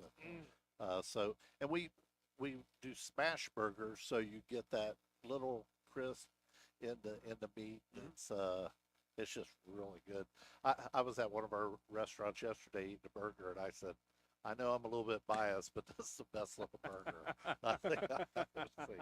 Talking to Jeff, the owner of Rigsby's, here as we're live inside the Classic Rock Cafe in downtown Spartanburg. One of our listeners, Shane Barrett, says, oh my God, my mouth is watering, talking about all this delicious food. He wants to know, how's he going to wash that down? What's your beer selection like? And, talk about the relationship that you have with Spartanburg's kind of got a good up-and-coming beer scene as well. We do. We're fortunate in Spartanburg to have the RJ Rockers and Holiday Brewing and some of those guys. And we start brewing our own beer we brew our own beer at over on Liberty Street. That's awesome. And we have three tanks. We have 11 different beers. My favorite's the Ignition. It's a blood orange wheat beer. And then we have Liberty Lager, which is kind of a light lager. And then our beers are spectacular. I knew we had hit on something when we started having guests come in and ask for them specifically. By the name. By the name. That's But it awesome. kind of, it's just kind of an evolution of the whole brand of, we really do a lot of things from scratch. We want people to feel like they've got chef-inspired food. We brew our own beer. We kind of create an environment. The one over at Liberty Street is more of a local sports, and then here rock and roll. Sure. And then we do local sports at Boiling Springs. Sure. So, Let me ask you this. There's also here at Classic Rock Cafe something very unique underneath where you and I are sitting now. Talk about Underpin. A lot of people have known about it, but maybe not checked it out yet. We have 8 lanes of bowling. We have electric shuffleboard. Have some other games. We have basketball down there. We have a great bar down there with some fantastic drinks, and we serve all the Rigsby food downstairs as well. So you can order from the lane and bring food down to you. And it's funny. A lot of times people buy out the whole bowling alley for their companies. Yeah. And we just had a group in here this last couple days that bought out the downstairs and used the private dining room up over top of us. So Wow, there's another one up top. there's a private dining up top that we have groups that come in and just serve their group. There'd be 40 to 50 people could fit comfortably up there. That's awesome. So, Now, Jeff, our folks have already gone back and checked out the venue space in the back of the building. I haven't had a chance to wander back there. I want to go see it because I love going to see live rock shows. Tell me about what you've got going on back there. And, I understand that you're kind of getting things going with the bookings and might be doing some shows soon. yeah, we're looking at, we've upgraded a lot back there with the lighting and the sound, increased the stage size. And our thought is we want to bring in some big regional bands. And again, when I first looked at this, we were really just thinking about the restaurant, and then the bowling center, and then the back area was more like an event center for weddings or wedding receptions. Okay. And then we just, as we put this together, we just kind of wanted to blend everything into one, so they all kind of play off of each other. I had some folks in here Friday night, and we had a live band in the back, and they said, this is a perfect date night. Come here, you can have a good meal. That's right. Yeah. And then you can either go back and watch a live band, Yep. or you can go downstairs and bowl or play shuffleboard. No doubt. So you don't have to get in the car and go to the next place. That's exactly right. Jeff, my last question for you, for those that don't know, can you talk about how your start became in the restaurant industry? Obviously, you were pretty hands-on in some chicken not long ago, right? I was. Some Bojangles franchises. So talk about how you got started in it. We were, I've been in the restaurant business since I was 16, and then we initially bought 6 stores in Asheville, North Carolina. And then we started growing, and we're at 127 restaurants now in 6 states. So it's That's awesome. yeah, we love Bojangles chicken and biscuits for sure. We did too. Sitting here at the Classic Rock Cafe, Aussie videos on the TV over there. My last question for you, and I'm going to throw, it's not a trivia question. It's just a very simple. Okay. Van Halen or Van Hagar? Which Van was better? Halen. Van Halen. See, he knows. Yes. Now, Hagar was great solo. He was great with I Montrose. like Hagar. But when he joined Van Halen, they just got soft, man. Yeah. They just got soft. Yeah. He wasn't able to emulate the Nobody David Lee Roth and Yeah. that sound. Now, Jeff, stuff. if you ever go to somewhere where it's 100% Hispanic speaking and you don't know that's why the way I am right now when you and Diesel are talking about rock. I don't know. I just shake my head yes and nod. Yes. We had somebody come in and we were doing the mural. We've got the murals up on the wall of different rock bands. And somebody asked me, a group came in, they said, well, who picked all the bands? I said, these are actually all the bands that are going to play here as they get towards the end of their retirement.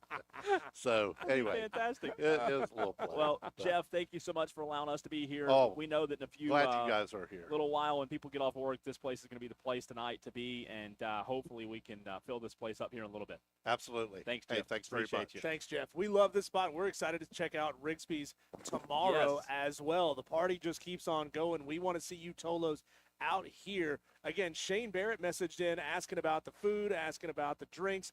Shane, want to see you out here, want to see – there's Dewey.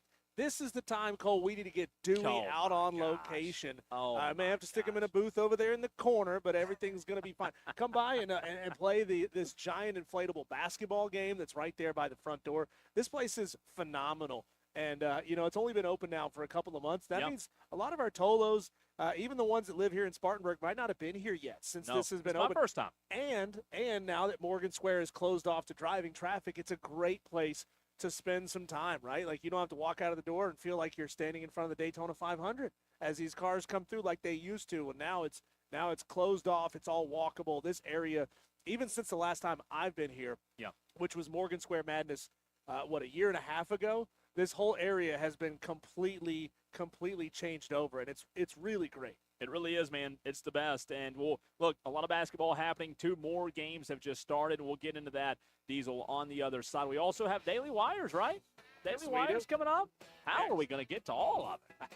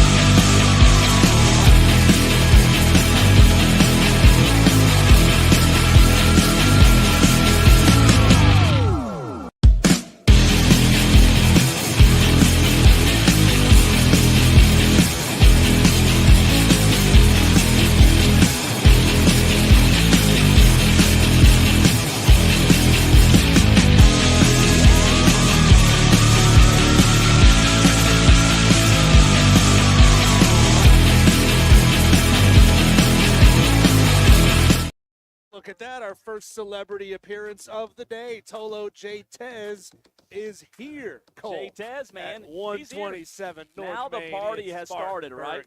Spartanburg. Now the party started, Jay Tez. You're here. Now everybody else can show up. He's got him what's he got him over there? Ice Coors? cold beer. Yeah. Coors Light, right on. You know, First silver time here, bullet. Jay Tez? First time? Okay, so, yeah.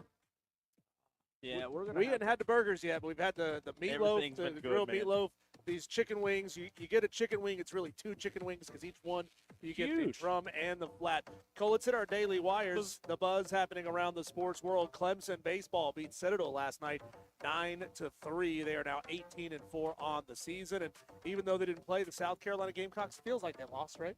They didn't. No, it's a win because they didn't lose. And, well, you know what? You could say it was a loss because Clemson beat the Citadel and South Carolina. They lost. Didn't. Yeah. Okay. Sorry. Miami of Ohio advanced last night in the round of the play-in round, 89-79 over SMU, and Prairie View A&M took down Lehigh 77-55. Piston star Cade Cunningham has been diagnosed with a collapsed lung and is expected to miss an extended period of time. But sources told him that it's considered mild. Is there such thing as a mild collapsed lung? I tell you what, a collapsed lung, it sounds scary even if it's mild, right? If it's mild, how are you going to miss extended time? I hate that, man. Jeez. That's a bad break there, isn't it? Some details about Andy Dalton's trade to the Vikings that we didn't touch on yesterday. Carolina picks up Minnesota's 2027 seventh-round pick. Saves $2.1 million in salary cap space this year and $4 million in cash. The Cleveland Browns are proposing a rule change that would allow NFL teams to trade draft picks 5 years into the future instead of just 3. The league announced Wednesday that only 2 teams submitted proposals that will be considered by owners at the league's meeting later this month. The other one coming from the Steelers about contacting players during the free agent negotiation period. Is this a good thing or a bad thing to have draft picks 5 years out? Because now it just feels like the Browns are going to screw themselves even more. It doesn't sound great, does it? It doesn't sound great. No. The Minnesota Vikings agreed to terms with Carson Wentz on a 1-year deal, Cole, adding to their depth at a key position. Major League Baseball is entering the prediction market space with a pair of deals that Commissioner Rob Manfred says are aimed at combating threats to the sport's integrity. On Thursday, MLB named Polymarket as the league's official prediction market exchange and announced an information sharing agreement with the Commodity Futures Trading Commission, the federal body that oversees the growing prediction market. Shout out to Trish, by the way. Trish, thank you for the waters. She's keeping us hydrated over here. Shout out to Trish. She gets a shout out. Yep. So far, Cole, we have a couple of games that have gone final already. Yes. Nebraska beat the Tar out of Troy. High Point beat Wisconsin by 1. Louisville took down South Florida. That one hurts. And TCU got it done over Ohio State. That one came down to the wire. Great game. Duke has just taken the lead 63-61 over Siena with just a shade under 4 minutes to play. Michigan State already doubling up North Dakota State. 21-10 is the score right now. Arkansas having no problems with Hawaii. Vandy up 6 against McNeese. Cole 52-46 in the second half.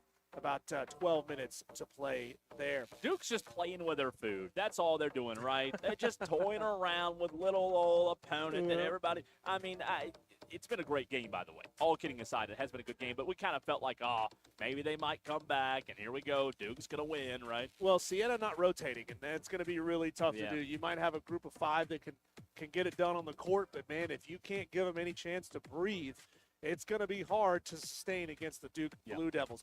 Again, we're live here at 127 West Main Street in downtown Spartanburg, Rigsby'S Classic Rock Cafe. The food here is incredible. Tomorrow, we're going to be live from Rigsby'S Smoked Burgers on North Liberty Street, also here in Spartanburg.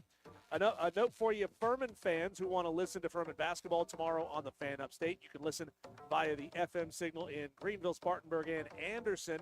But for those of you who want to stream online, the Varsity Network app is where you can hear Furman taking on UConn. The app is free to download. I've used it before. It's really easy to navigate. So download it if you want to stream Furman UConn tomorrow. Yeah, just blacked out on our Odyssey app. It's an NCAA thing. Tolo's out there if you are a Furman fan. Obviously, we hate that we can't carry it on the app. It's just one of those NCAA violations, not violations, but guidelines you have to live by. We know that grocery stores in the area won't hire Dewey, but maybe the NFL will because they are looking at hiring replacement officials for the season if they're unable to agree on a new CBA with the NFL Referees Association. Replacement officials. You just can't make this up. Surely they can't be any worse than the regular officials, right? Yeah, maybe it's an improvement. Yeah. I don't know if you want to go on strike if you're that bad at your job. Know. Let's see, called the Valspar Championship is underway. Sunjae M from Korea is leading the field at 7 under. Brant Snedeker is in second place. Davis Thomas third. Tied for fourth, Billy Horschel and Pearson Cootie. The end of an era, Cole. David Cutcliffe, former Ole Miss and Duke head coach, Tennessee assistant, is retiring from football after 40 years. He has been a special assistant to the commissioner of the SEC for the past couple of years, but he is calling it quits. And last one here for you, Cole. Florida State transfer kicker from Dublin, Ireland, Connor McEnany was arrested yesterday in Fort Lauderdale on multiple charges, including felony battery on a police officer, firefighter, or EMT, resisting an officer with violence and trespassing. Police say he had been removed from several bars in Fort Lauderdale before this particular incident took place. Tolo's the 5 o'clock hour. How is your bracket looking? We want to hear from you. A March Madness edition of the Tolo Takeover. We've got J-Tez in the house, one of our Tolos. We want to see you as we're live at Rigsby'S Classic Rock Cafe. Phone lines open, 844-326-6663. The question for the Tolo Takeover, what is your record? What does your bracket look like thus far? 844-FAN phone, that's next.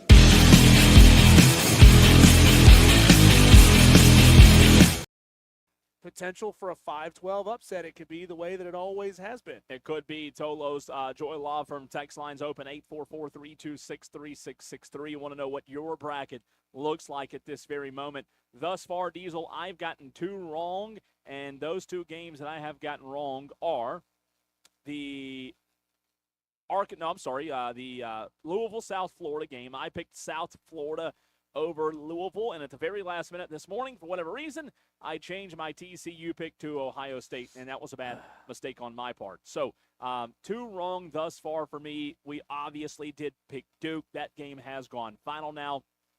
Duke has defeated Siena 71-65. The next game to kick off, or tip off, if you will, 6:50, over an hour, almost 2 hours from now. So you've got these 3 games, McNeese, Vandy, North Dakota State, Michigan State, and then Hawaii, Arkansas for another hour and 10 minutes. 6:50, VCU, North Carolina. Diesel, I'm leaving here, going straight to that game. VCU, North Carolina, I'll probably get there at second quarter, maybe halftime. North Carolina favored by only 2.5 points over VCU. Tonight at 7:10, Howard and Michigan. 7:25, Texas, BYU. 7:35, A&M, Texas A&M, St. Mary's. 9:25, Penn and Illinois. 9:45, St. Louis and Georgia. 10 o'clock, Kennesaw State, Gonzaga. 10:10, Idaho and Houston. That is the last game tonight. I want to ask you about something that I looked at this morning, and J-Tez as well, because he filled out, you said he filled out his bracket this morning, J-Tez, for the first time in a few years, right? First time you filled out a bracket. Diesel, you've got your bracket pulled up. Mm-hmm. You know, I was looking at Alabama this morning, and I was making a few changes on my bracket. And I want you to take a look at Alabama with me for a second. And you Tolos as well, if you're listening at home. You know, yesterday you and I had the conversation about who had the easiest road. I think I've changed my mind. I think Alabama has the easiest road. Okay. They would get Texas Tech, 5 seed. They would Alabama's get Texas 4. Tech without J.T. Toppin. Yeah. Right? And J.T. Toppin's the most dynamic player on that team. So the first game they play is Hofstra. But they're also having to do it without Aiden Holloway.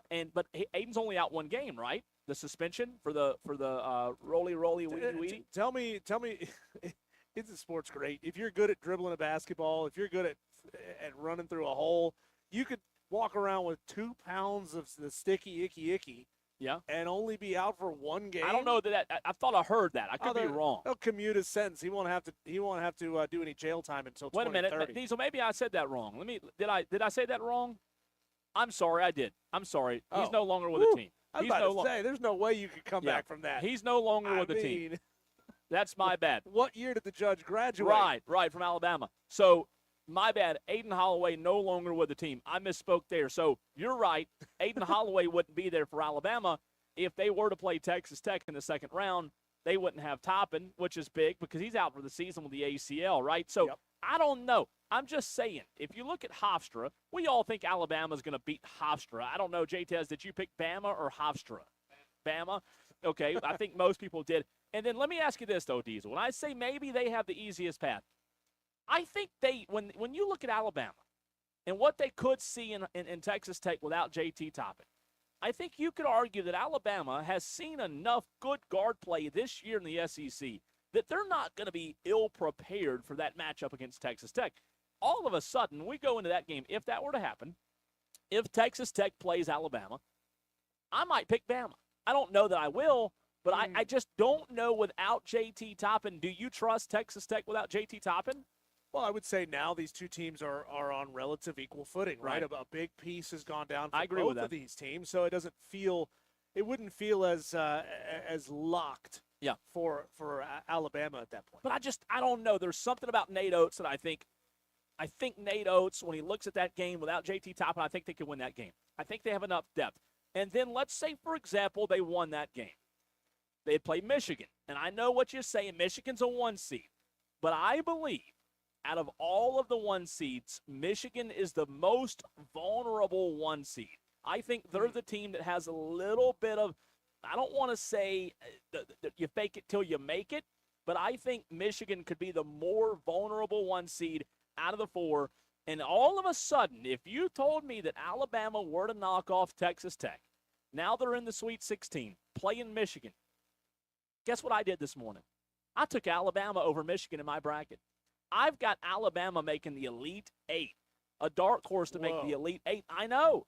I know. I then have them losing to Virginia in the Elite Eight, but I'm just saying there's something. Nate Oates has impressed me this year, Diesel, because they've battled a lot of injuries, and they figure out a way all season long to continue to win big games. So which loss for Michigan makes you say they're vulnerable? Would it be the loss to tournament team Wisconsin, the loss to number 1 overall seed Duke, or the loss to Purdue? I said I think they're the most vulnerable of the 4. Did you hear me say that? Yeah, okay. The most vulnerable of the 4. Because you look at the other – let me ask you that question. Look at the 4-1 seeds. It's like calling somebody the shortest NBA center, right? Okay, Michigan, Florida, those are the 2-1 seeds in the top. Who are the other 2-1 seeds? You got Michigan, Florida, you've got Duke, right? And then Arizona. You tell me, of the 4, which one do you think is – you label them 1 through 4. Who would you say of the 4 – not the worst, but the most vulnerable of the 4? Most vulnerable. I mean, I might argue Arizona might. But again, we're talking about splitting hairs. I think Arizona's been the best team all year long. I just think of the 4, Michigan's the most vulnerable.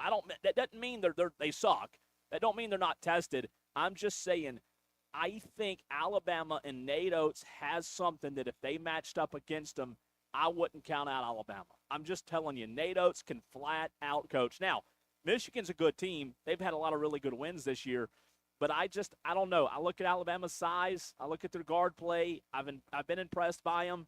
And if they could somehow match up, if they could somehow sneak their way, Diesel, to the Sweet 16, I'd pick them. I'd pick them over Michigan. Now, that's why it's called a dark horse, right? They're a dark horse to make the Elite Eight. I certainly didn't think they would, but guess what? I was feeling a little ballsy this morning, and I said, you know what? I'm gonna take a team to make a run that nobody else. I mean, who else is predicting Alabama? How did your early morning inclinations serve you for the rest of this? TCU didn't go well. Right, TCU exactly. didn't go well. But I'm not going to miss on both. I think Alabama beats Hofstra, and then if they were to beat Hofstra, I'm just saying, Texas Tech, Alabama, I think Alabama might be able to get them. And if they beat Texas Tech, watch out. If they beat Texas Tech, you might think I'm a Bama fan all of a sudden, right? By the way I'm talking, right? RJ on the text line at 844-326-3663. RJ, we love hearing from you on the text line, but we'd rather see you face-to-face. Come on down here. I know you live in the Spartanburg area. Come on down here to Rigsby'S Classic Rock Cafe. He says, trivia question for y'all. High Point just became the second ever Big South team to reach the round of 32. Who was the first and what year? Good Lord, RJ, I don't know. I don't have a clue.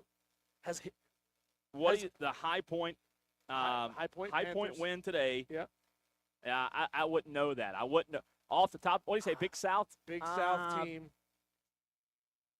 Yeah, this is this one's tough. He just found this one on Twitter and said, "Hey, let's know. Stump the jerks here." Who is it, RJ? You tell us. There's no way Coastal ever made a run when they were in the Big South. But it feels like that's something RJ would do, because I've met RJ a couple times. There's always an agenda with RJ. So he's a Coastal. He's a Coastal. Maybe guy, he's trying to tell me that it was Coastal. I don't know. Did you hear the over there from J-Tez? By the way, where is Dewey? We hadn't heard from Dewey today. Where's Dewey? He's on the stream. No, I heard from him. Heard 844 fan phone on the phone lines, Dewey. The phone lines are open, by the way. 844-326-3663. I want to know from the Tolos out there what your bracket looks like. Call the show. John, back in the Ingles Market Studios, will get you on the air, and we want to hear from you. J-Tez is over here crushing Miller Lights or Coors Lights, and he told us how his bracket's going. Diesel's only lost one game so far, right? Only one game? Only one. I've lost two. So, Evan, how many of you, what's your bracket look like? One loss? So far, mine's the worst here. Do you think Dewey filled his in with crayon?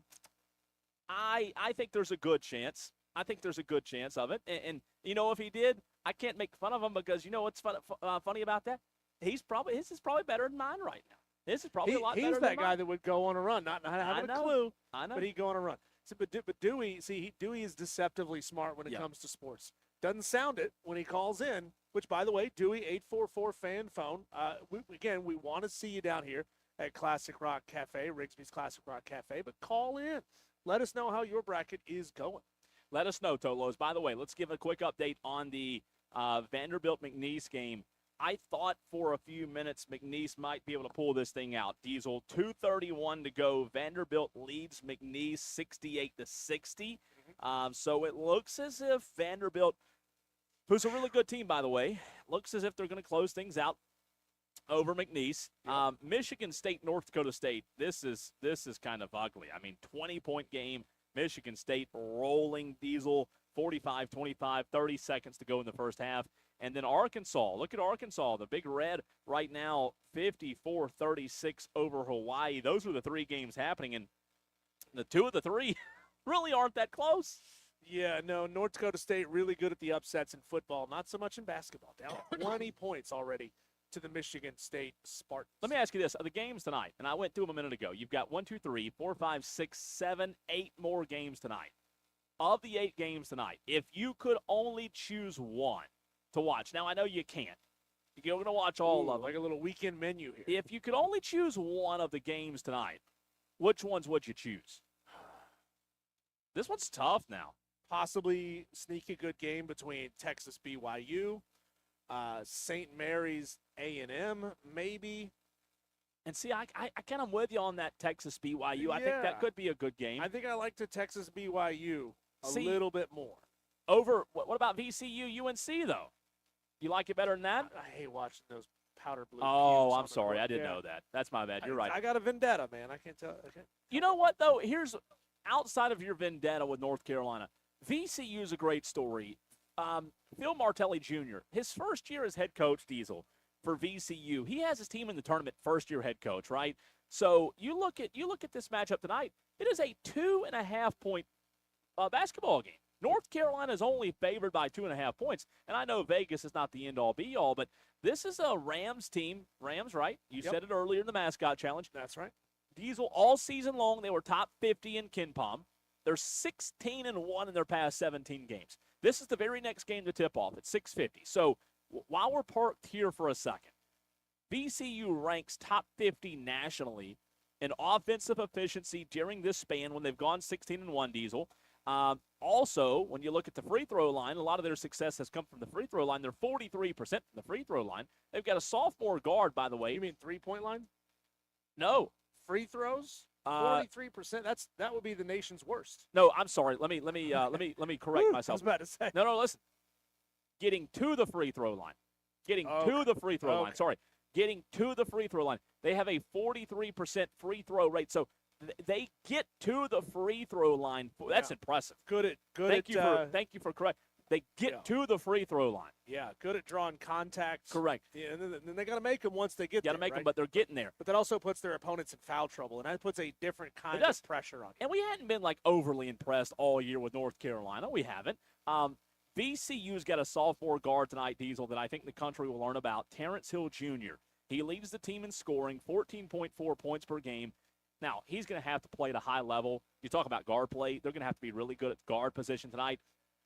But he's averaging 16.2 points per game here in these past 5 games. And Diesel, in his past 5 games, talking about a sophomore and Terrence Hill Jr. for VCU, he's shooting 49% from the field in his past 5 games. He's been good. Now, North Carolina, we know all about them. They lost those 2 games with Duke and Clemson right there before the tournament, right? And I think they're now having to try to fill the void without having Caleb Wilson. I picked North Carolina tonight in my bracket. I went back and forth all week, though, with VCU and North Carolina. Diesel, this is a North Carolina team that's 5-4 since – you remember how big that win against Duke was a couple of weeks ago? Yeah, it was a buzzer beater shot from the corner. And since then, they're 5-4. Now, they did lose Wilson against Miami, right? But you look at their best win over that 9-game stretch, it was a win over a Louisville team without Michael Brown. So I think you could say tonight, when you look at VCU and North Carolina, I think you could say North Carolina comes in showing some recent vulnerabilities. And I'm going to give you a little heads up here, Cole. There's a player for VCU. He is the team leader in rebounds, Lazar Djokovic. Ooh, I love that name. Not related to Novak. I love the name. Not related. So, a good basketball player. It's funny, he also is from Serbia, but not related to Novak. Who'd you pick in this one? In this one, I believe, let's find I it went here. back and forth I don't like remember. 9 times. I picked North Carolina. I picked North Carolina to beat VCU. Are you confident in that? No. And see, that's where I am. Not. I picked earlier in the week when you and I were going through these, I picked VCU. And I looked at this game probably more than any other game. And obviously this game being right here in Greenville has a lot of importance as well. I picked North Carolina, but I'm not confident one bit about it. I mean, No. I just don't know. And like you look at they lost to Clemson in the ACC tournament, Diesel, and Henry Vassar, who you and I have talked about a lot, Yeah. he scored. Think about this for a minute. Vassar scored 28 points against Clemson, had 17 rebounds, and still lost that game. I don't know that North Carolina, if they get into a high-scoring affair tonight, I don't know that they're going to find themselves in a good spot. That was his first double-double, by the way, for Vassar since February the 7th. So I don't know that they're going to find themselves in a good spot if VCU starts getting out and running a little bit tonight. Vassar is such a stud for this team, is he not? 16 He's good, point a man. night kind of He's guy. good. He can hit him from three, big guy. He's definitely going to have a career in the NBA. But Cole. How he's good, but without Wilson, I just think they're different. They're They are. You know what I mean? I mean, Caleb Wilson was the stat leader in every category, right? Yeah. For the team. And even with him out, nobody's been able to overtake any of his stats. I mean, North Carolina really, really needs a big night from Vassar. They need a big night Seth from Trimble. Bogovac. They also need a big night from Seth Trimble. No doubt. I mean, if Bogovac can hit the three like he was doing against Clemson, this is a blowout early. But that's not his. That's No. not typically his game. But they need their stars to step up more than anything. I'll tell you this, last thing on this game real quick. I just think this game's fascinating tonight for a lot of reasons. Trimble, in those 4 losses, Diesel, in their last 10 games, he only averaged 7 points a game. So Yeah. you look at him tonight, and you kind of feel like North Carolina wins if Seth Trimble steps up, right? And then you look at somebody who stepped up for them recently, freshman point guard Derek Dixon, Diesel. In the past 3 games, Derek Dixon, the freshman for UNC, averaging 14 points per game while shooting 67% from behind the arc. So, yeah, Seth Trimble's important, but this North Carolina team, without Caleb Wilson, boy, all of a sudden, they just look like a completely different team, as they should, because Caleb Wilson's that good of a player, right? Man, is this time of year not fun or what? You get to parse all the words. You get to kind of analyze trends, see where you think these guys are playing, where their heads are at right now. And, then they get matched up against teams that they are not. So a lot of times it doesn't feel like they're at all prepared for them, right? It's just different styles of play. They're not used to – some of these teams are not used to playing short, quick guys. Right. They're used to playing big NBA long bodies, and they struggle with some of these smaller teams. It's great. It just shows – you know what it shows, though? It just shows that, like basketball, and all sports, this is true, Diesel, but basketball especially – it's just about matchups. Mm-hmm. It's just about how you match up. And you can be a 30-win team, but if you run into a McNeese or somebody that's hot like Clemson did last year that you don't match up well against, guess what? Your season can come to an end like Clemson's did last year to McNeese. So it's about matchups, and that's why this time of year is just freaking awesome. It's the best, man. Well, Vandy is pulling away now under a minute. They're up 9 on McNeese, which I think is another right pick for all of us. So Yes, we're it all is. feeling good about that one. When we come back, Cole, let's get deeper into the stars, the studs and the duds so far in this tournament, the games that have already been played today. We got so much more to come later on this evening, so many more games, but of what we've seen so far, who's playing above themselves? That's next. Clear.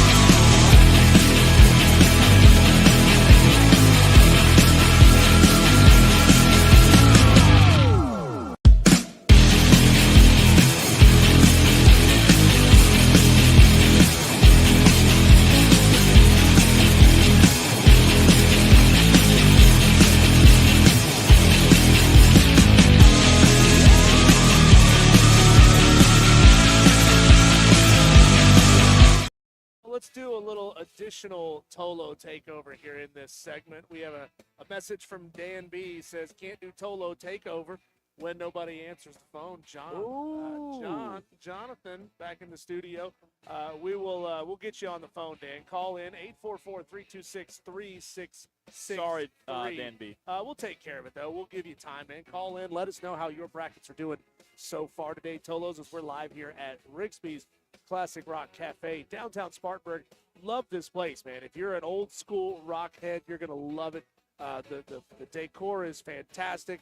The beers, the drinks. There's a huge rail of ice cold beer taps, and there's a concert venue. This is awesome. In the back. I'm telling you, bowling downstairs. This place is phenomenal.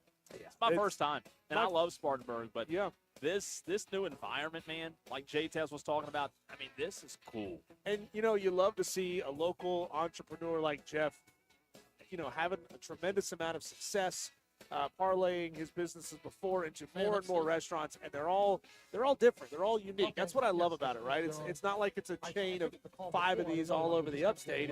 They're all unique. They're doing a great job. You know how many Bojangles Jeff used to have? How many? I'm going to give you the sign without thinking on there, and guess what? Goodness gracious. You know what the best part about that? That helps. He sold every one of them. That does help. He sold every one of them. That does help. And Jeff is the man. And I'm telling you, he's awesome. He's local, like you said. Lives in Bowling Springs. Lives up the road. They also have the Rigsby'S in Bowling Springs and the Donato's, that's my favorite pizza, by the way. Donato's in Bowling Springs. It's actually in the Rigsby'S. If you didn't know that, it's in the Rigsby'S. So you go into the Rigsby'S. It's like a 2-for-1. It is. Yeah. And you can eat it in the restaurant, at the bar, whatever. You can do it right there. And Donato's is my favorite pizza. You've heard me talk about it. But Rigsby'S, you're right. Classic Rock Cafe. This place, I don't want to leave. I mean, this is just awesome here, man. And then tomorrow, smoked burgers from 3 to 7. So I don't know how we're going to stomach all this food 2 days in a row. I got a doctor physical coming up next week. Y'all can't keep doing this to me. You can't keep bringing me to restaurants like this with these phenomenal chicken wings. Whole wings, by the way. So you get the drum and the flat. You order 12 wings, you're getting 24 wings. I think I accidentally ordered 12. And that's why, I mean, like there's a lot. And J-Tez hadn't even started over there on those. You got to start on those. They might be a little cold, but they're good. They're really, really good. Trying 1 or 2 or 3 J-Tez and maybe 4, but they're really, really good. They're great by themselves. They don't need the sauces. The sauces are really good, but they're great by themselves. Poison on the TV. Let's go to the phone lines and let's hear from Dan B, who's got something to say. He's a little teed off, but I think we can still bring him on. Dan, Bing Bong, welcome to the show. Hey guys. No, it wasn't John's fault. It's all good. It was your fault, Dan. Where are you at? Why aren't you here? Yeah, you should be here sitting down having a chicken wing. Scheduling. I'll be there tomorrow. Yes. Okay. Yes. Good. Yes. What's up, Dan? What's up? Yeah. But yeah, no, I've been to the Rigsby's in Bowling Springs. It was good. It's good food. So Good stuff. It's cool to see another one open up. Bracket stuff. I mean, I'm sitting, I think, where you are, Cole. I'm -2 so far. 2 losses. What were your losses? The OSU game and then the upset one. Interesting. What was the other one? 5 game. What wasn't there? The one they were big upset, the 12-5. Oh, yes, Wisconsin. High Point. Yeah. Yes. High Point. Yeah, that one. So it was my 2 minutes of football. So I've gotten all but one. The only one that I've got incorrect is Louisville, South Florida. You and J-Tez both. Yeah. Y'all are on a roll. Who do you have winning it all, Dan B? I do. Yeah. Ooh. I think a lot of people do, don't they? Yeah, like you were saying, playing with their food. Yeah. Do you have faith in them to I mean, they were a little thin today. Do you think, I don't know if that was part of it or. I hope. I hope that was their, okay, let's get our feet wet, just play around for a second, and now we're, buckled in. Otherwise, no, there's no way. If they play like they played today, they're not gonna win. Dan, you're the man. Appreciate you. Thanks, Dan. Good call. 844 fan phone. I do, Diesel. I think a lot of people had Duke, and I would say most people did. Mustin Look who walked in. just showed up here to Rigsby's Classic Rock Cafe. All the local Spartanburg celebrities are in the house. Well, you know what? I want to, Mustin. Will you jump on the headset for a second? Yeah, he already. didn't know this was going to happen. He didn't know this was going to happen, but I want to know Diesel from Mustin, and we're going to put him on the spot even one step further here. Okay. He's not expecting this. I will tell you that. Mustin's a Tolo. He listens to the show, and he supports the show as well. Can we Mustin, announce what you're doing in July? Can we announce that? As long as you don't say I support that university or whatever. So this is juicy. This is good. I'm learning of This this is for good. the first time right now, but I already know where this is going. This is good. Yeah. So in July, I believe we go to ACC kickoff. Yep. And I think it's in July. Correct me if I'm wrong there. And we broadcast live from there for the entire ordeal, right? 3 days. And this year's ACC kickoff on the Fan Upstate will be sponsored by Capacity Glass. Even though we go the other way. Listen to him the way you said that, Diesel. Why did you say it like that, Mustin? Huh? Look, I'll take Clemson and any ACC fans' money. It's all green.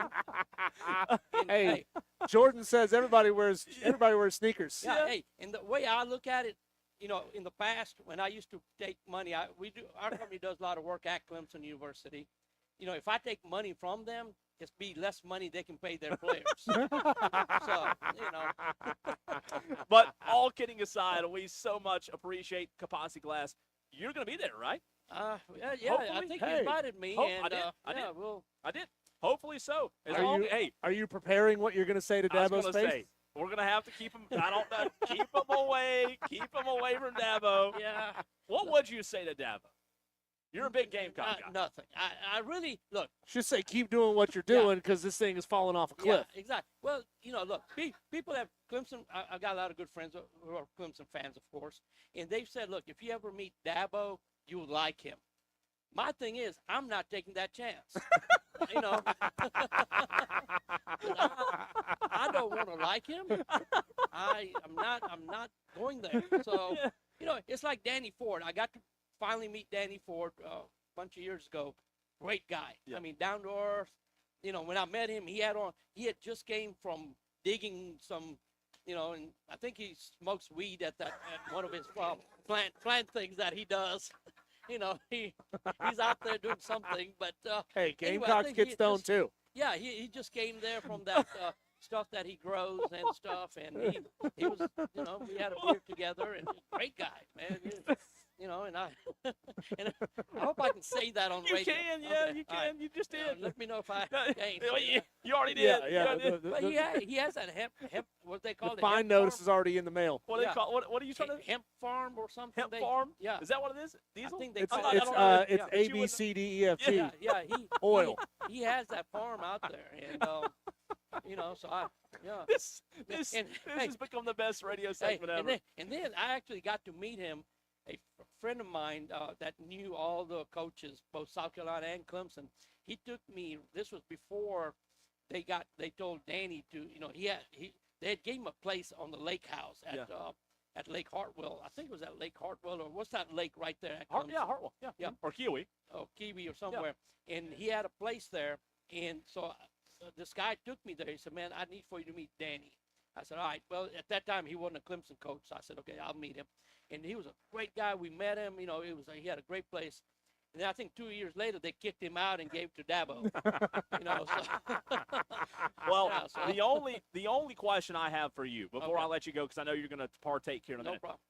What are your thoughts right now on Paul Maneri? I know you knew where I was going with that already. Yeah, look, right now, look, first of all, we can't believe that our AD kept him last year because of some of the things that came out of his mouth. My dad's 85, and I think my dad says smarter things than Paul does, and I don't know, man. It's just, and I hate to say this, but as Carolina fans, we're kind of blaming a lot of this on Tanner because, look, first, Tanner had a great thing going. He had no business being an AD.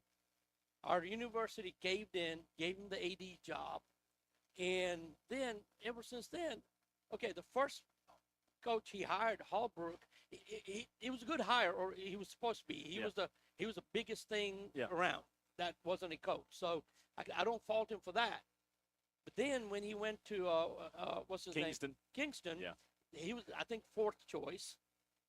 I don't know, Paul. I don't know how many choices he had before he made a choice on this guy. And Who would you hire? I don't know. I have no idea. Would you give it to Landon? Landon Powell is a big name, but I don't want to say on the air what I've heard through.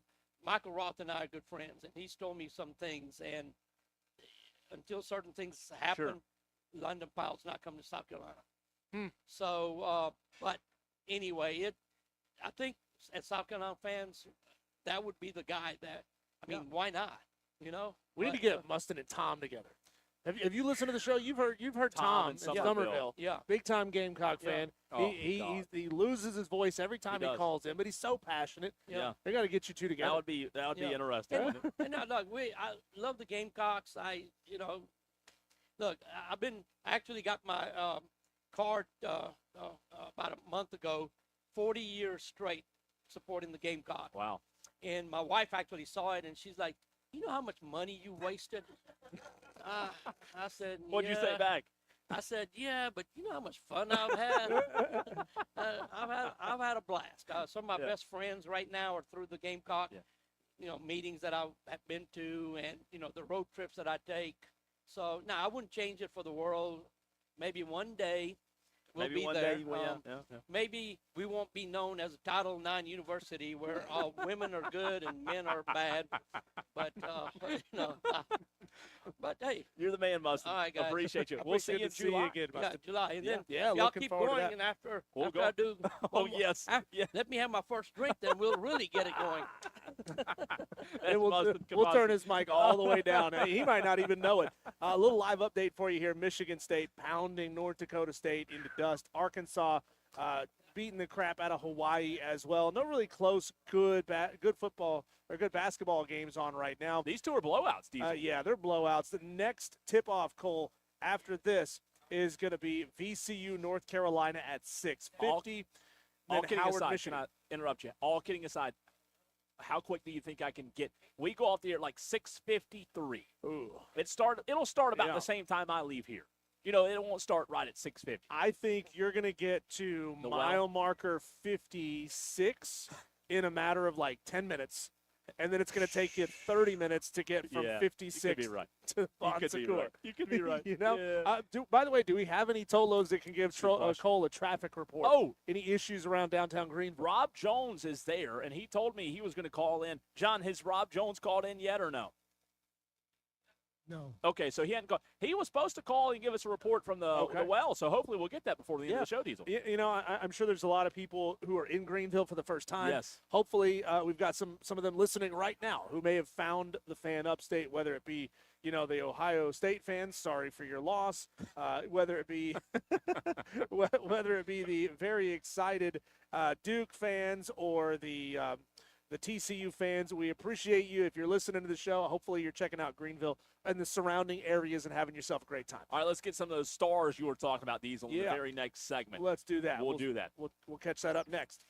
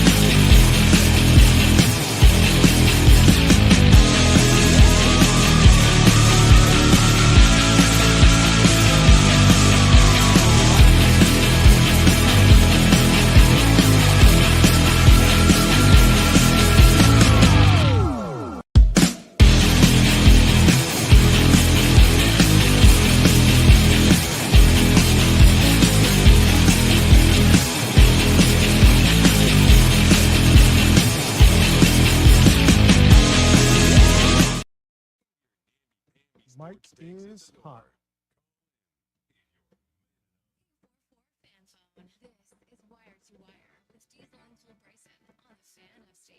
Studs and duds, Cole. Now, as we are through 6 games on day 1 of the NCAA March Madness tournament, 2 more in progress. Michigan State blowing out North Dakota State.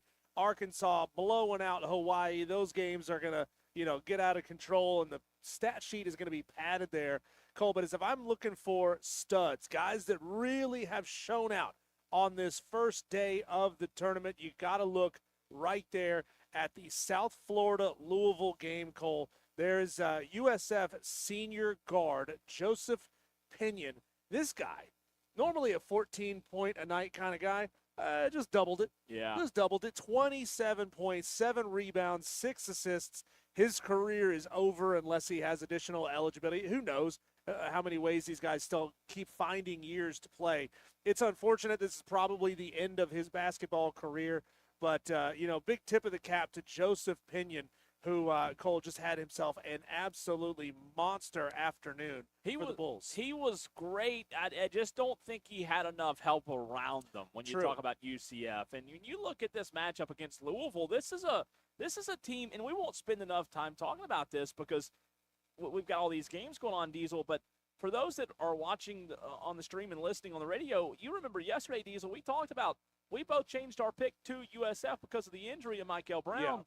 And when you look at who did step up, I'll go on the flip side of that. How about Isaac McNeely of Louisville, the senior guard? Mm-hmm. Only thing he did today was put up 23 points and shoot 8 of 11 from the field. So, you've got to have guys step up, to your point about, what was his name, Pinion? Pinion, yeah. But Pinion didn't have much help. He was the only one getting it done. I mean, not the only one, okay? One of the only He hit 10 shots from the field, 5 threes. Isaiah Nelson also gave him 22 points. But, Cole, when you look at a guy like Wes Enos, who's supposed to be one of the studs on this team, the junior guard for the Bulls, that guy gives you 17 points a night.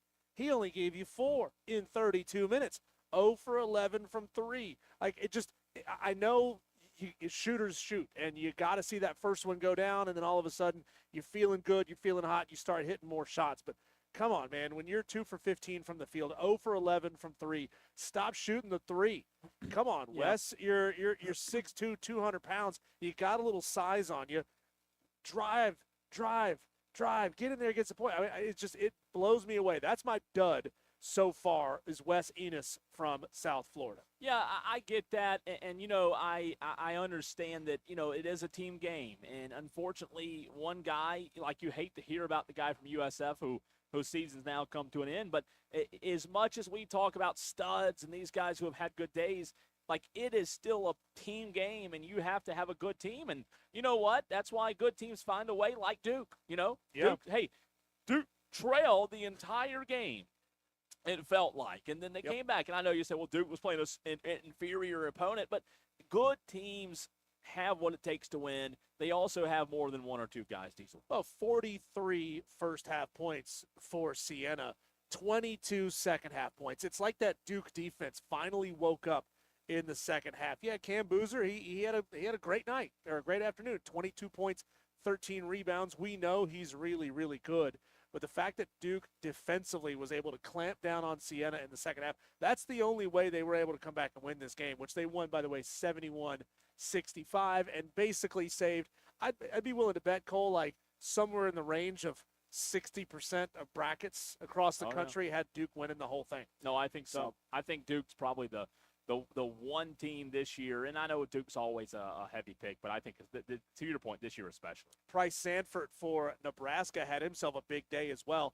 23 points in their blowout win over Troy. Now, this is not a Big Ten caliber opponent. You're playing a lesser opponent from a lesser conference where it really wasn't that hard to get out a big lead on them. But, man, they were just absolutely white hot from 3. If we're playing old school NBA Jam, you're watching a flaming basketball fly through the sky. Oh yeah, because they could not miss. They got out on that big run in the first half, kind of around that 12-minute mark. They got out on the big run because they did not start out shooting well, but Nebraska absolutely torched them. And Price Sanford, hit 7 3-pointers in the game, and that, that's a huge difference. 6 games have gone final, 2 still in progress, and 8 still tonight. Tolos, the final hour of the show, will tell you why tonight's matchups are must-see TV. A deep dive into these matchups. We continue to break down what's happening in March Madness, and we want to hear from you at 844-326-3663. That is in hour number 4.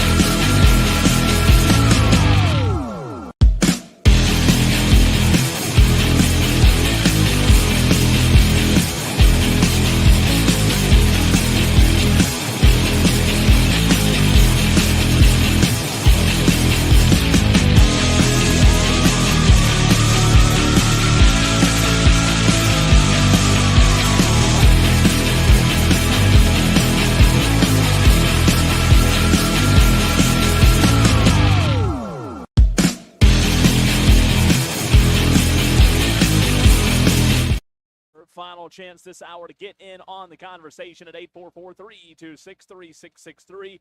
We've got to take a deep dive, Diesel, into the games that are left tonight, starting in, let's see, about 50 minutes from now with VCU going all the way to 10:10 tonight on True TV, Idaho versus Houston. But before we dive into those games, let's go to the phone lines, 844-FAN-PHONE. Tallahassee Todd is on the phone lines and wants to get in on the conversation. What's up, Todd? What's going on, man? You. I got to see my team roll up. I got to see the balls. I got to see them balls, them light blue balls. No. Let me tell y'all something. Let me really tell y'all people, there's folks who know the game, there's folks who watch the game, there's folks who give their opinion. Yeah. If you had Caleb Williams on that, Caleb Williams on that team, we'd be cutting down the net. Everybody know that. No, you wouldn't. The ACC, No, you wouldn't. That's an Elite Eight team at best, Todd. with Caleb on that team, Yeah. Maybe I give you Final Four, but I ain't giving you the finals. I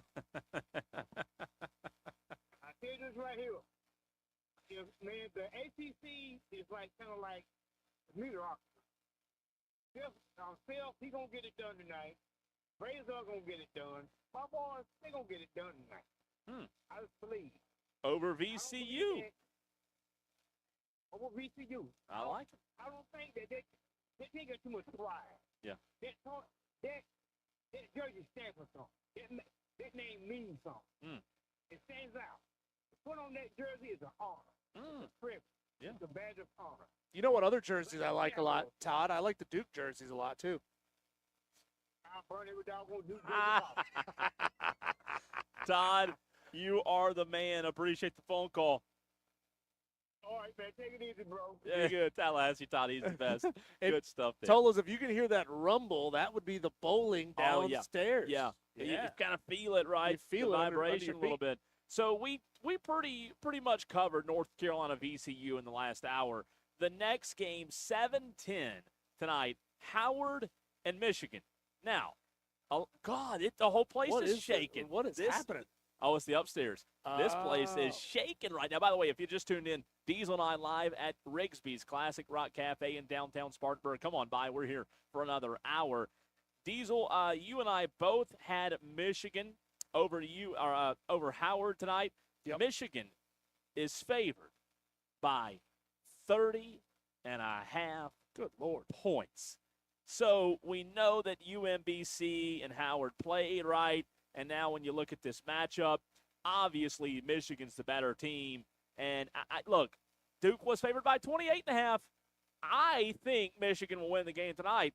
Do I think they win by 30.5? I don't know. I'll just say that's a lot of points, isn't it? That's a lot of points. And this, that's disrespectful to this Howard team that won 24 games in the MEAC this year. Yeah, I mean, we've had this conversation about a couple of these games already. Huge talent disparity. Number one team in Michigan. I get it. But, man, there's just something about coming out and playing an opponent you don't know anything about. Yeah. That all you can do is scout them. And then they're playing a different brand of basketball than what you've seen all year. I mean, Sure. Michigan might have seen a team like Howard at the beginning of the season. One of those teams they plan on beating the crap. Oakland, a team like Oakland or Middle Tennessee State. They haven't played guys like this all year. You think they win? You think they win by how many, though? I think they win by 20, 22, 23. I mean, Yeah, look, it's a very comfortable win. 30.5 is just a lot of freaking points. But, how do you make sense out of Duke falling apart in the first half like they did against Siena? I mean, how do you predict it? How do you explain it? How do you make sense of why the shots weren't falling for Duke? Yeah. No, you don't. It's tough. Now, a game that a minute ago, Diesel, I believe an hour or so ago, you said might be the best game tonight. I think this one, to your point, is going to be a good game. 7:25 on TBS. Texas won the play-in game. They're going against BYU. Diesel, this is a BYU team that going into this matchup right now, they're favored by 2.5 points. I like this Texas team. I don't know how much I like them. We saw BYU up close and personal when they played Clemson, right, early in the season. They beat Clemson. Here's what worries me. BYU is the better team, in my opinion, Diesel. However, when you look at this matchup tonight against Texas, you know what Texas does better than anybody else in the country? Draw fouls. They have a 46% rate at getting to the free throw line. One of the best. I talked about a team a minute ago who had one of those. That's an area that BYU does well to avoid. They only send teams to the line, Diesel, 28% of the time. And, look, BYU's got size. They got a 7-footer. I don't know if this matchup will be all about size, I guess is what I'm getting at. But I do think, we talk about half-court basketball a lot. I think this game tonight could come down to the size, the length down low. I think if Texas can't get to the foul line tonight like they have done well so all season, I think they could be in trouble. And they also defensively, Diesel, this season have struggled to keep teams off the foul line. So while they've done a good job offensively, they've done a bad job defensively. I'm leaning BYU tonight, and in fact, I think I would probably feel comfortable taking BYU minus 2.5. What are your thoughts on that one? Yeah, I would do the same thing. BYU is a good team. I mean, they have wins over Wisconsin, a ranked Wisconsin. They have a win over Baylor. They have a win over Iowa State. They have a win over Texas Tech. They were able to do that win over Texas Tech before JT Toppin went down. Yeah. But this BYU team is vulnerable. I mean, they have lost to a lot of really good teams. And, some of these games, most of these games have been close. That's the thing. They, for some reason, have a hard time closing out close basketball games. So if Texas can get up on them, I think, and can hang tight with them in that, in that 7 minutes to go down, like what coaches call winning time. If Texas can get it to that point and keep it within 5, I think all bets are off. I think this thing could get really interesting. I think BYU has the best player in DeBonsa. I think he's the best player on the floor on both sides. Now, they are without Saunders, BYU is, Diesel, and without Saunders, they still rank in 9 games. They still rank 25th nationally in offensive efficiency. Now, here's the problem for BYU. Here's the problem. Here's what it all comes down to. You ready? Right now, they are 119th in defensive efficiency. BYU is. That's got to give you a little concern. Again, I don't think Texas is an elite team, but 119th in defensive efficiency, that is a concern, and I don't know that you're going to fix that in the tournament in March, do you? Well, in Texas being a play-in team, it's that sort of all bets are off. They're playing with house money. They only won 19 games this year. How many teams in this tournament failed to reach the 20-win mark this year? Yeah. Probably not many, right? Yeah. So this Texas team, I for them to win, they need to get scrappy. They need to get aggressive, and they need to put a team like BYU, who, at certain points of the season was expected to be a deep run tournament team, put them on their heels. Yeah. Put them on their heels and hit them in the mouth. Pound the rock inside and make BYU show you why they're the seed that they are. I did just get a text from Rob Jones, who's over at the well. I think he's calling in very soon. So, John, let us know if Rob Jones does call in. We'll get a quick report from him in Greenville. Who do you have in Texas A&M St. Mary's, Diesel? I know you and I kind of went back and forth on that one a couple of times this week. Texas A&M St. Mary's tonight. I think it could be a very good basketball game. I just don't know exactly my confidence meter in this game right now. I have St. Mary's winning that game. I don't have a lot of confidence in I do too, by the Texas A&M. It's I do St. too. Mary's 27-win team. This is a program that's here year in and year out, and that level of experience, that level of maturity, you don't get that in a team that is probably loaded with transfers in A&M. No, I'm with you. And by the way, I do think we have Rob Jones coming up. We'll get to him very, very shortly. So I'm with you. I also took St. Mary's, Diesel. Bucky McMillan, first year in College Station, right? They play fast. They're going to want to get out to a fast start tonight. They have the 29th quickest tempo in the country this year via KenPom rankings, while St. Mary's, the Gales, is that right? That's right. They're 298th in tempo. So when you talk about styles Grind clashing, it out. right, styles colliding in March, you have an A&M team who has the 29th quickest tempo team in the country, St. Mary's 298th quickest tempo, and I think this all comes down to styles make fights. Well, here's what I like about that kind of matchup, and we do get them occasionally. If A&M is not efficient, if they're not hitting shots, if they're missing a lot, they might not get enough possessions to do what they want to do, right? I mean, that's kind of how that works. If you can slow it down, grind it out, if St. Mary's is controlling pace and hitting shots, that puts a tremendous amount of pressure on A&M. So I haven't been overly impressed with A&M. I am picking St. Mary's like you are. It's a vote of confidence, I think, though, Diesel, on what their program's done. Randy Bennett, the Gales have advanced past the first round in 3 of the last 4 years. Think about that. They've advanced past this first round in 3 of the last 4 years. They may also have the best player on the court in sophomore guard Mickey Lewis, who's shooting almost 40% from three-point line, takes a lot of deep looks. So we'll see. I think this is a fascinating matchup. Let's go to the phone line. So we're Rob Jones over from our sister station, 98.9 WORD. He's live in Greenville at the Well.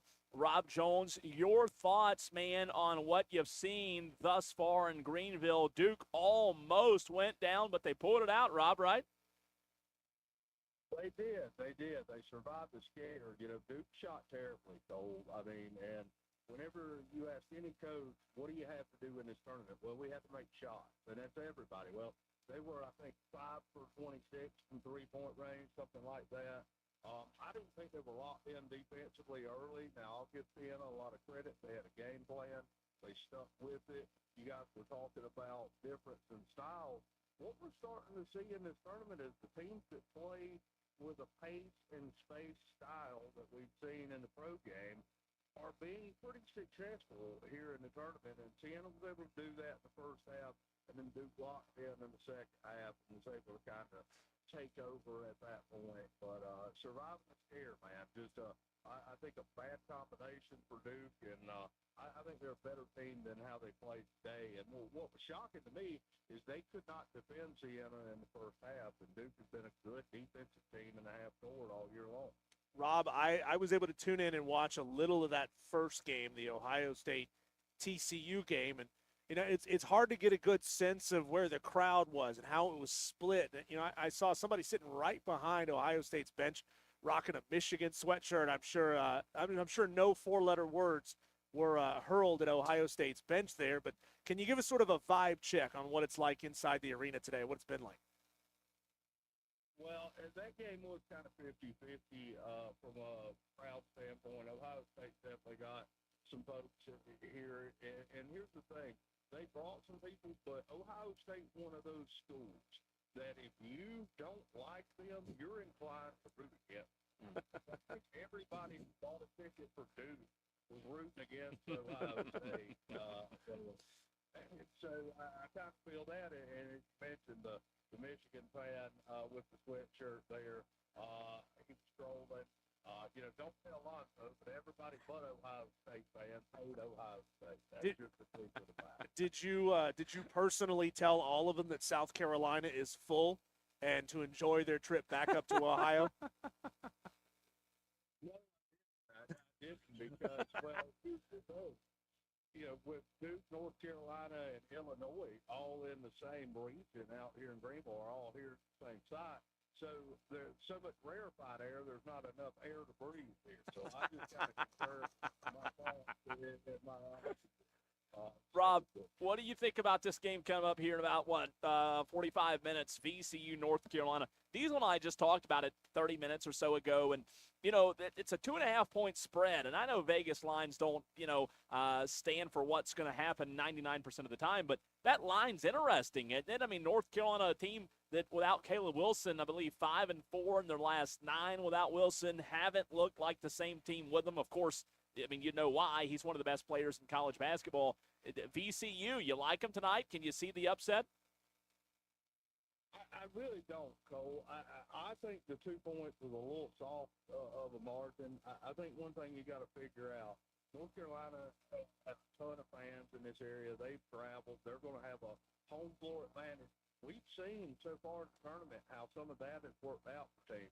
Look at Miami, Ohio last night in Dayton. Look at Nebraska and Oklahoma City today. And I think North Carolina's going to have a little bit more energy and going to play with a little pep in their step because of that. And I really think the key to them, of course, tonight in their success is going to be the big man, Feasar, the 7-footer. Yeah. I think he's a problem for VCU, and I think they'll be able to take advantage of that enough to cover that 2 points, I think. So, Rob, you're there on the ground at Bon Secours Wellness Arena watching the games in person. We're here at Rigsby'S Classic Rock Cafe in downtown Spartanburg.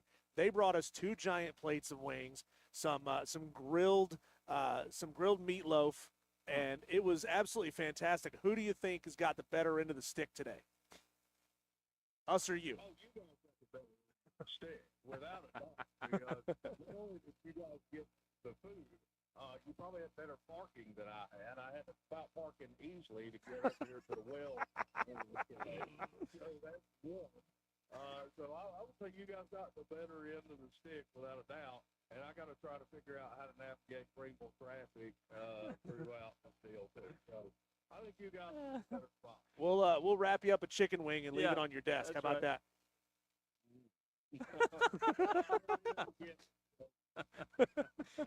Rob, you're the man. Appreciate you. Yeah, appreciate you guys. Rob Jones, 98.9 WORD, live at Bon Secours Wellness Arena in Greenville. I'm going to try to make it out for the last 2 games tonight. We'll see. And speaking of games tonight, Diesel, we'll hit on a few more here. Texas A&M St. Mary's, we talked about that. What about in Greenville? Penn, Illinois. I just don't know a lot about Penn other than I watched them. Illinois is favored by a whopping 25.5 points, and I don't know if that's a good thing or not because some of the fans might be leaving Bon Secours Wellness Arena a little early tonight. Can Penn, in your mind, keep this thing close at all? I mean, you and I hadn't watched a ton of Illinois basketball this year either. Right. It's it's an 18-win smart guy team versus a 24-win Big Ten team.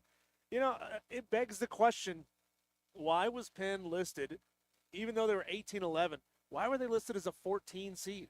Yeah. How does that happen? I mean, you got to hope and you got to think that Furman's a better basketball team than Penn. But Penn got the 14 seed, Furman got the 15 seed. What is it about their style of play that just gives teams fits? I'm really curious to know. I mean, I'm looking up and down the Penn schedule right here. They took a blowout loss to Villanova.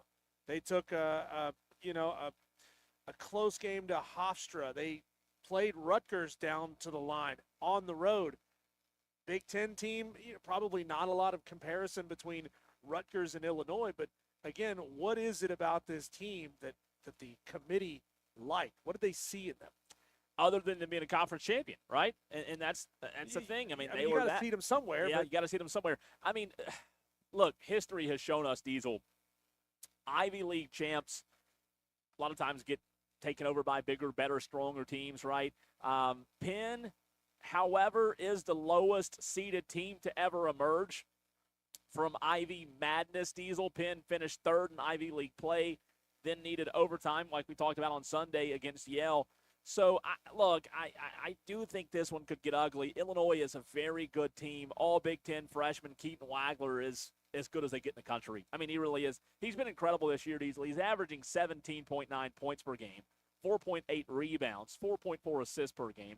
Against Purdue just a couple of days ago, he had 46 points and 4 assists, right? So they've got so much firepower.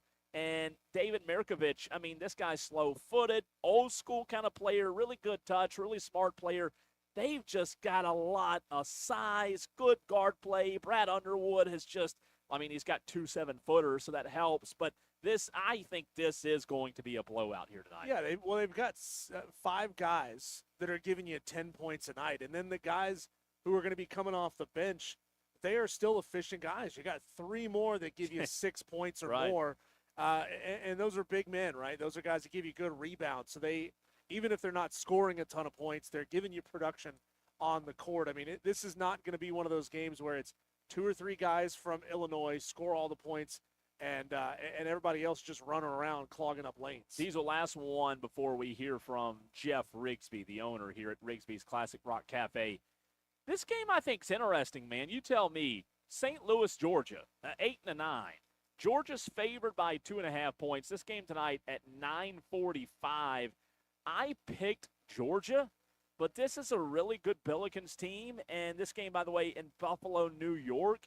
I think this is one of the more intriguing matchups of the night with St. Louis and Georgia. And, St. Louis has been a good story this season. They started the year 24-1, right? And they were 12-1 in their conference. They did go 4-4 down the stretch, Diesel. St. Louis did, and that concerns you a little bit, right? They didn't really look like themselves. But Robbie Alva, one of the better players for this St. Louis offense, they rank 51st in offensive efficiency right now, shooting 40% from the three-point line. I just don't know that St. Louis has the guys to go toe-for-toe. Now, with that being said, I don't think Georgia's a great team, but they won 5 of their last 6 games, Diesel. 5 of their last 6 they won. They lost to Ole Miss in the first round of the tournament. Remember that? And I think the Bulldogs could be a problem tonight. I like Georgia tonight.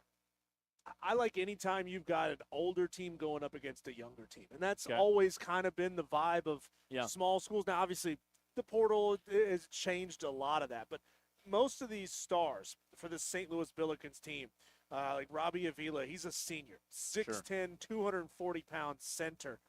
He's going to be one of those guys that if they get this win, the college basketball world is going to fall in love with him, right? Yeah. He's just got this kind of goofy look with big glasses, and he's going to be like what they call the kid that played for Illinois State a couple of years ago, Kareem Abdul-Jabbar. He's just kind of got that goofy look that people gravitate towards in games like this. Deion Brown for St. Louis, he's a senior. He's a big kid, 6'3", 180 pounds. So they got some size out there in the front court that I like. I like their chances to take this Georgia team down to the wire. It's a 2.5-point spread ball game. I don't know that they make this a one-possession game, but I don't think it's going to be. I don't think it's going to be all that. It's not going to be a blowout. I think the Billikens lamped into the tournament. I do. They just weren't great. 4-4 down the stretch. Cannon Catchings for Georgia. He's the X factor. When he's on the floor, they shoot well. He's 6'9", 220. Cannon Catchings is, Diesel. Can shoot 40% from the floor. That's what he's shooting right now. So really good player. I mean, you talk about a 4-inch height advantage over McCourty, the biggest player for St. Louis. And 4 inches is a lot in basketball, man. So I like Georgia tonight. Give me the Bulldogs. It's a lot in other places, too. My, give me the break. It was right there. I did set Sorry, you up. I went low. I went low. Yeah, you teed me up, and I went low. That's for sure. Tolo's in the very next segment. We want to have a chance to sit down and talk to Jeff, the owner of Rigsby'S Classic Rock Cafe. We cannot thank them enough for their support of the radio station and for them having us here. We're having a blast. This place is absolutely fantastic. You're going to hear all about where the concept for Rigsby'S Classic Rock Cafe came from, the fact that this place is a family business, how they do what they do. I mean, you're going to fall in love with this place, and you're going to want to get here tonight after you hear from Jeff next. Clear. We got the live read coming up.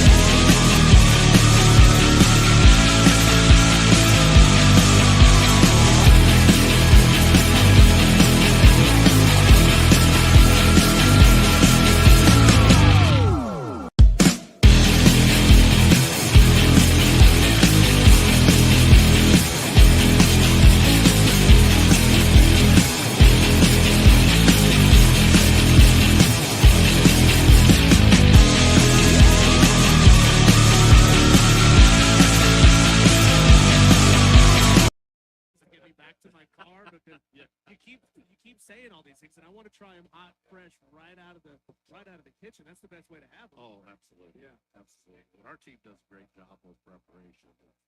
It's funny. Sometimes I'll come in and servers will ask me, well, do you need a menu? And I'll come with thinking I'm going to eat one thing, and I'll look at the menu. So I try to go with the rotation. You know, Jeff, we've met your sons. We've met, I think, your grandson. Yeah. So talk about this being a family business. You hope that Easton's going to become part of the business one day. Yeah, all the kids, we have some, multiple restaurants, but all my boys are Corey and Jeffrey, Michael. Michael works more in the office.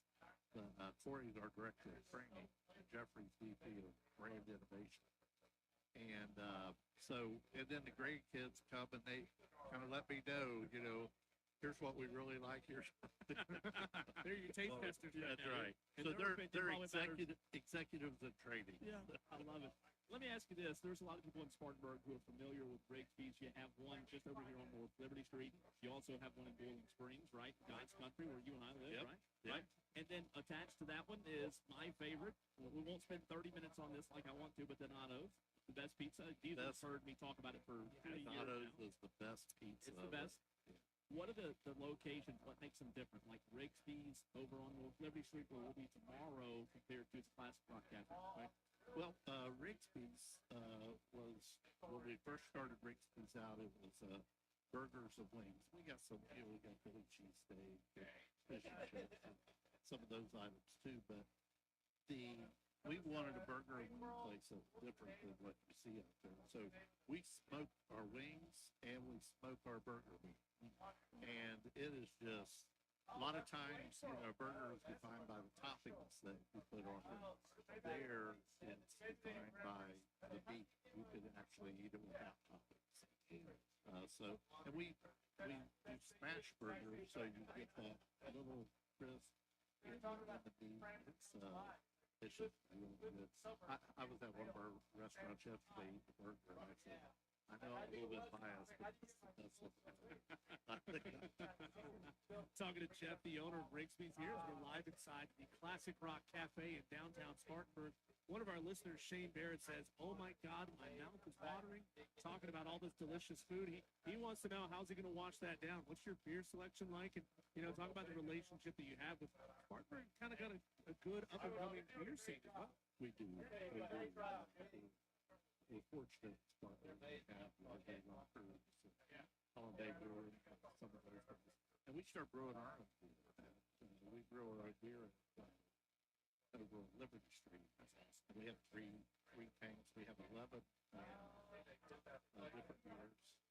My favorite's the Bishop. It's blood orange wheat beer. Then we have Liberty Lager, which is kind of light lager. And then our beers are spectacular. We had hit on, we started having come in and ask for them specifically by the name. But it kind of, it's just kind of an evolution of the whole brand. We really do a lot of things from scratch. We want people that really.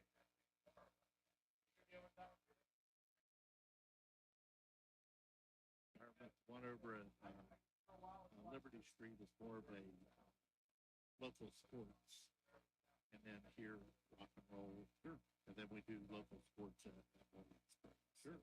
Let me ask you this. There's also here at Classic Rock Cafe something very unique underneath where you and I are sitting now. Talk about Underpin. A lot of people have known about it, but maybe not checked it out yet. We have 8 lanes bowling. We have electric shuffleboard. We have some other games. We have basketball games. We have a great bar down there with fantastic drinks. And we serve all the Rigsby food downstairs as well. So you can order from the lane and bring food down too. And it's funny. A lot of times people buy out the whole bowling alley for their companies. And we just had a group in here this last couple of days that bought out the downstairs. And private dining.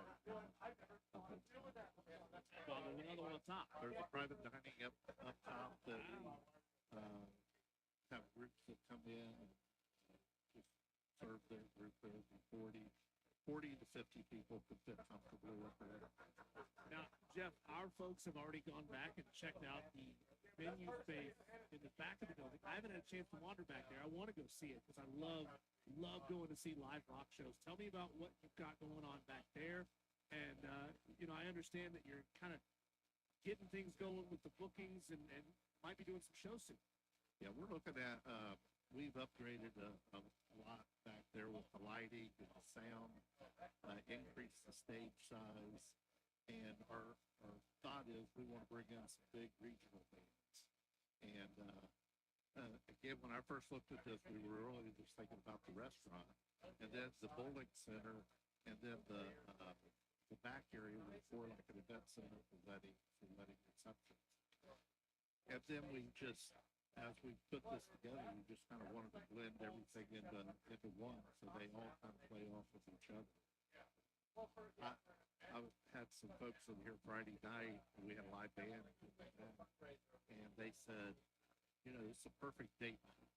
Come here, you can have a good meal, and then you can either go back and watch a live band, or you can go downstairs and bowl or play shuffleboard, no doubt. So you don't have to get in the car and go to the next one. That's exactly right.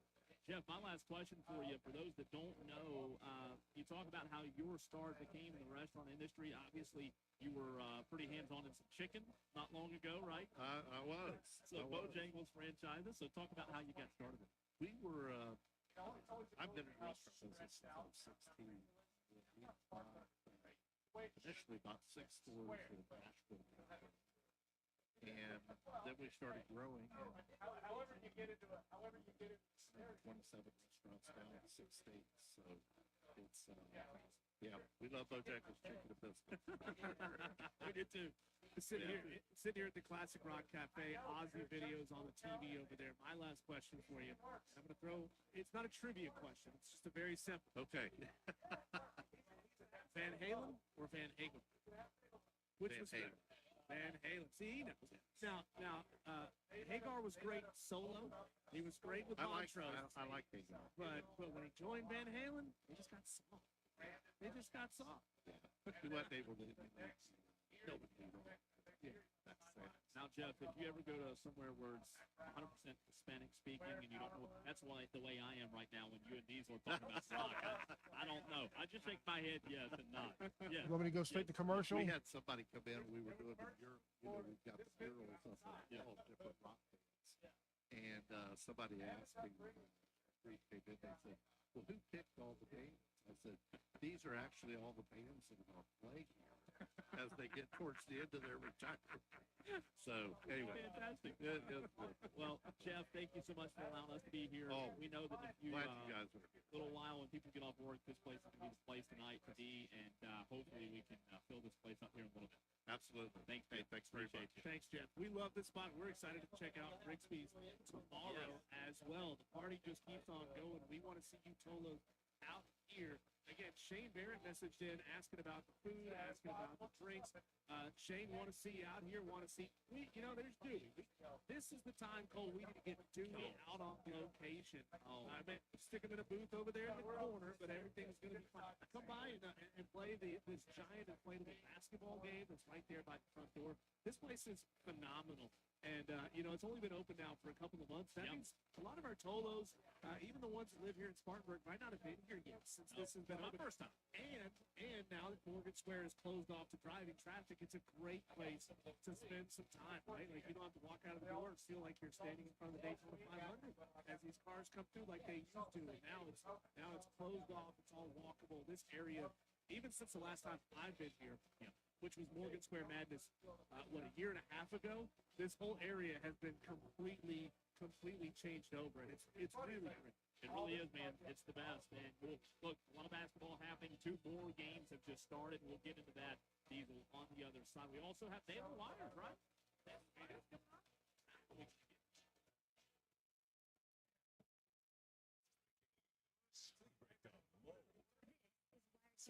It's Diesel and Cole Bryson on the Fan Upstate. I'm Tony Desiri with your sports update on the Fan Upstate. NCAA men's basketball tournament getting underway today. The Clemson Tigers, they'll play on Friday in Tampa, Florida.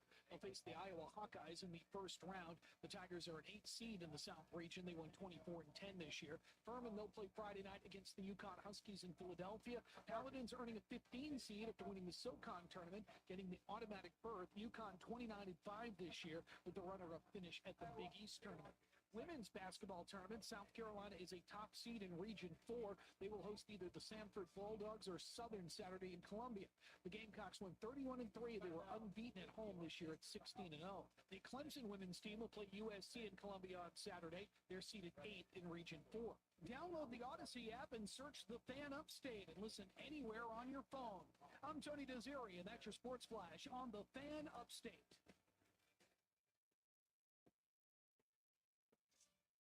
Joey Hudson here. You try keto, paleo, Weight Watchers, intermittent fasting, lose weight, and it comes right back. You blame yourself, your willpower, your discipline. But here's the truth. It was never about willpower. There's one thing that determines whether your body burns fat or stores it.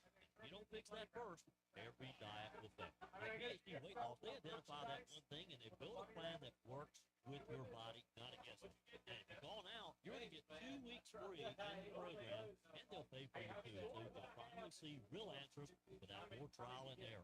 If you've done the yo-yo dieting and want clarity, call PhD Weight Loss now and mention Joey Hudson. No more guessing, just answers. Call 864-644-1900. That's 864-644-1900. Say Joey Hudson. That's 864-644-1900. Also find them online at myphdweightloss.com. That's myphdweightloss.com. Do it once and for all. Lose the weight the right way by calling PhD Weight Loss today. And now it's time for Pizza and Trivia.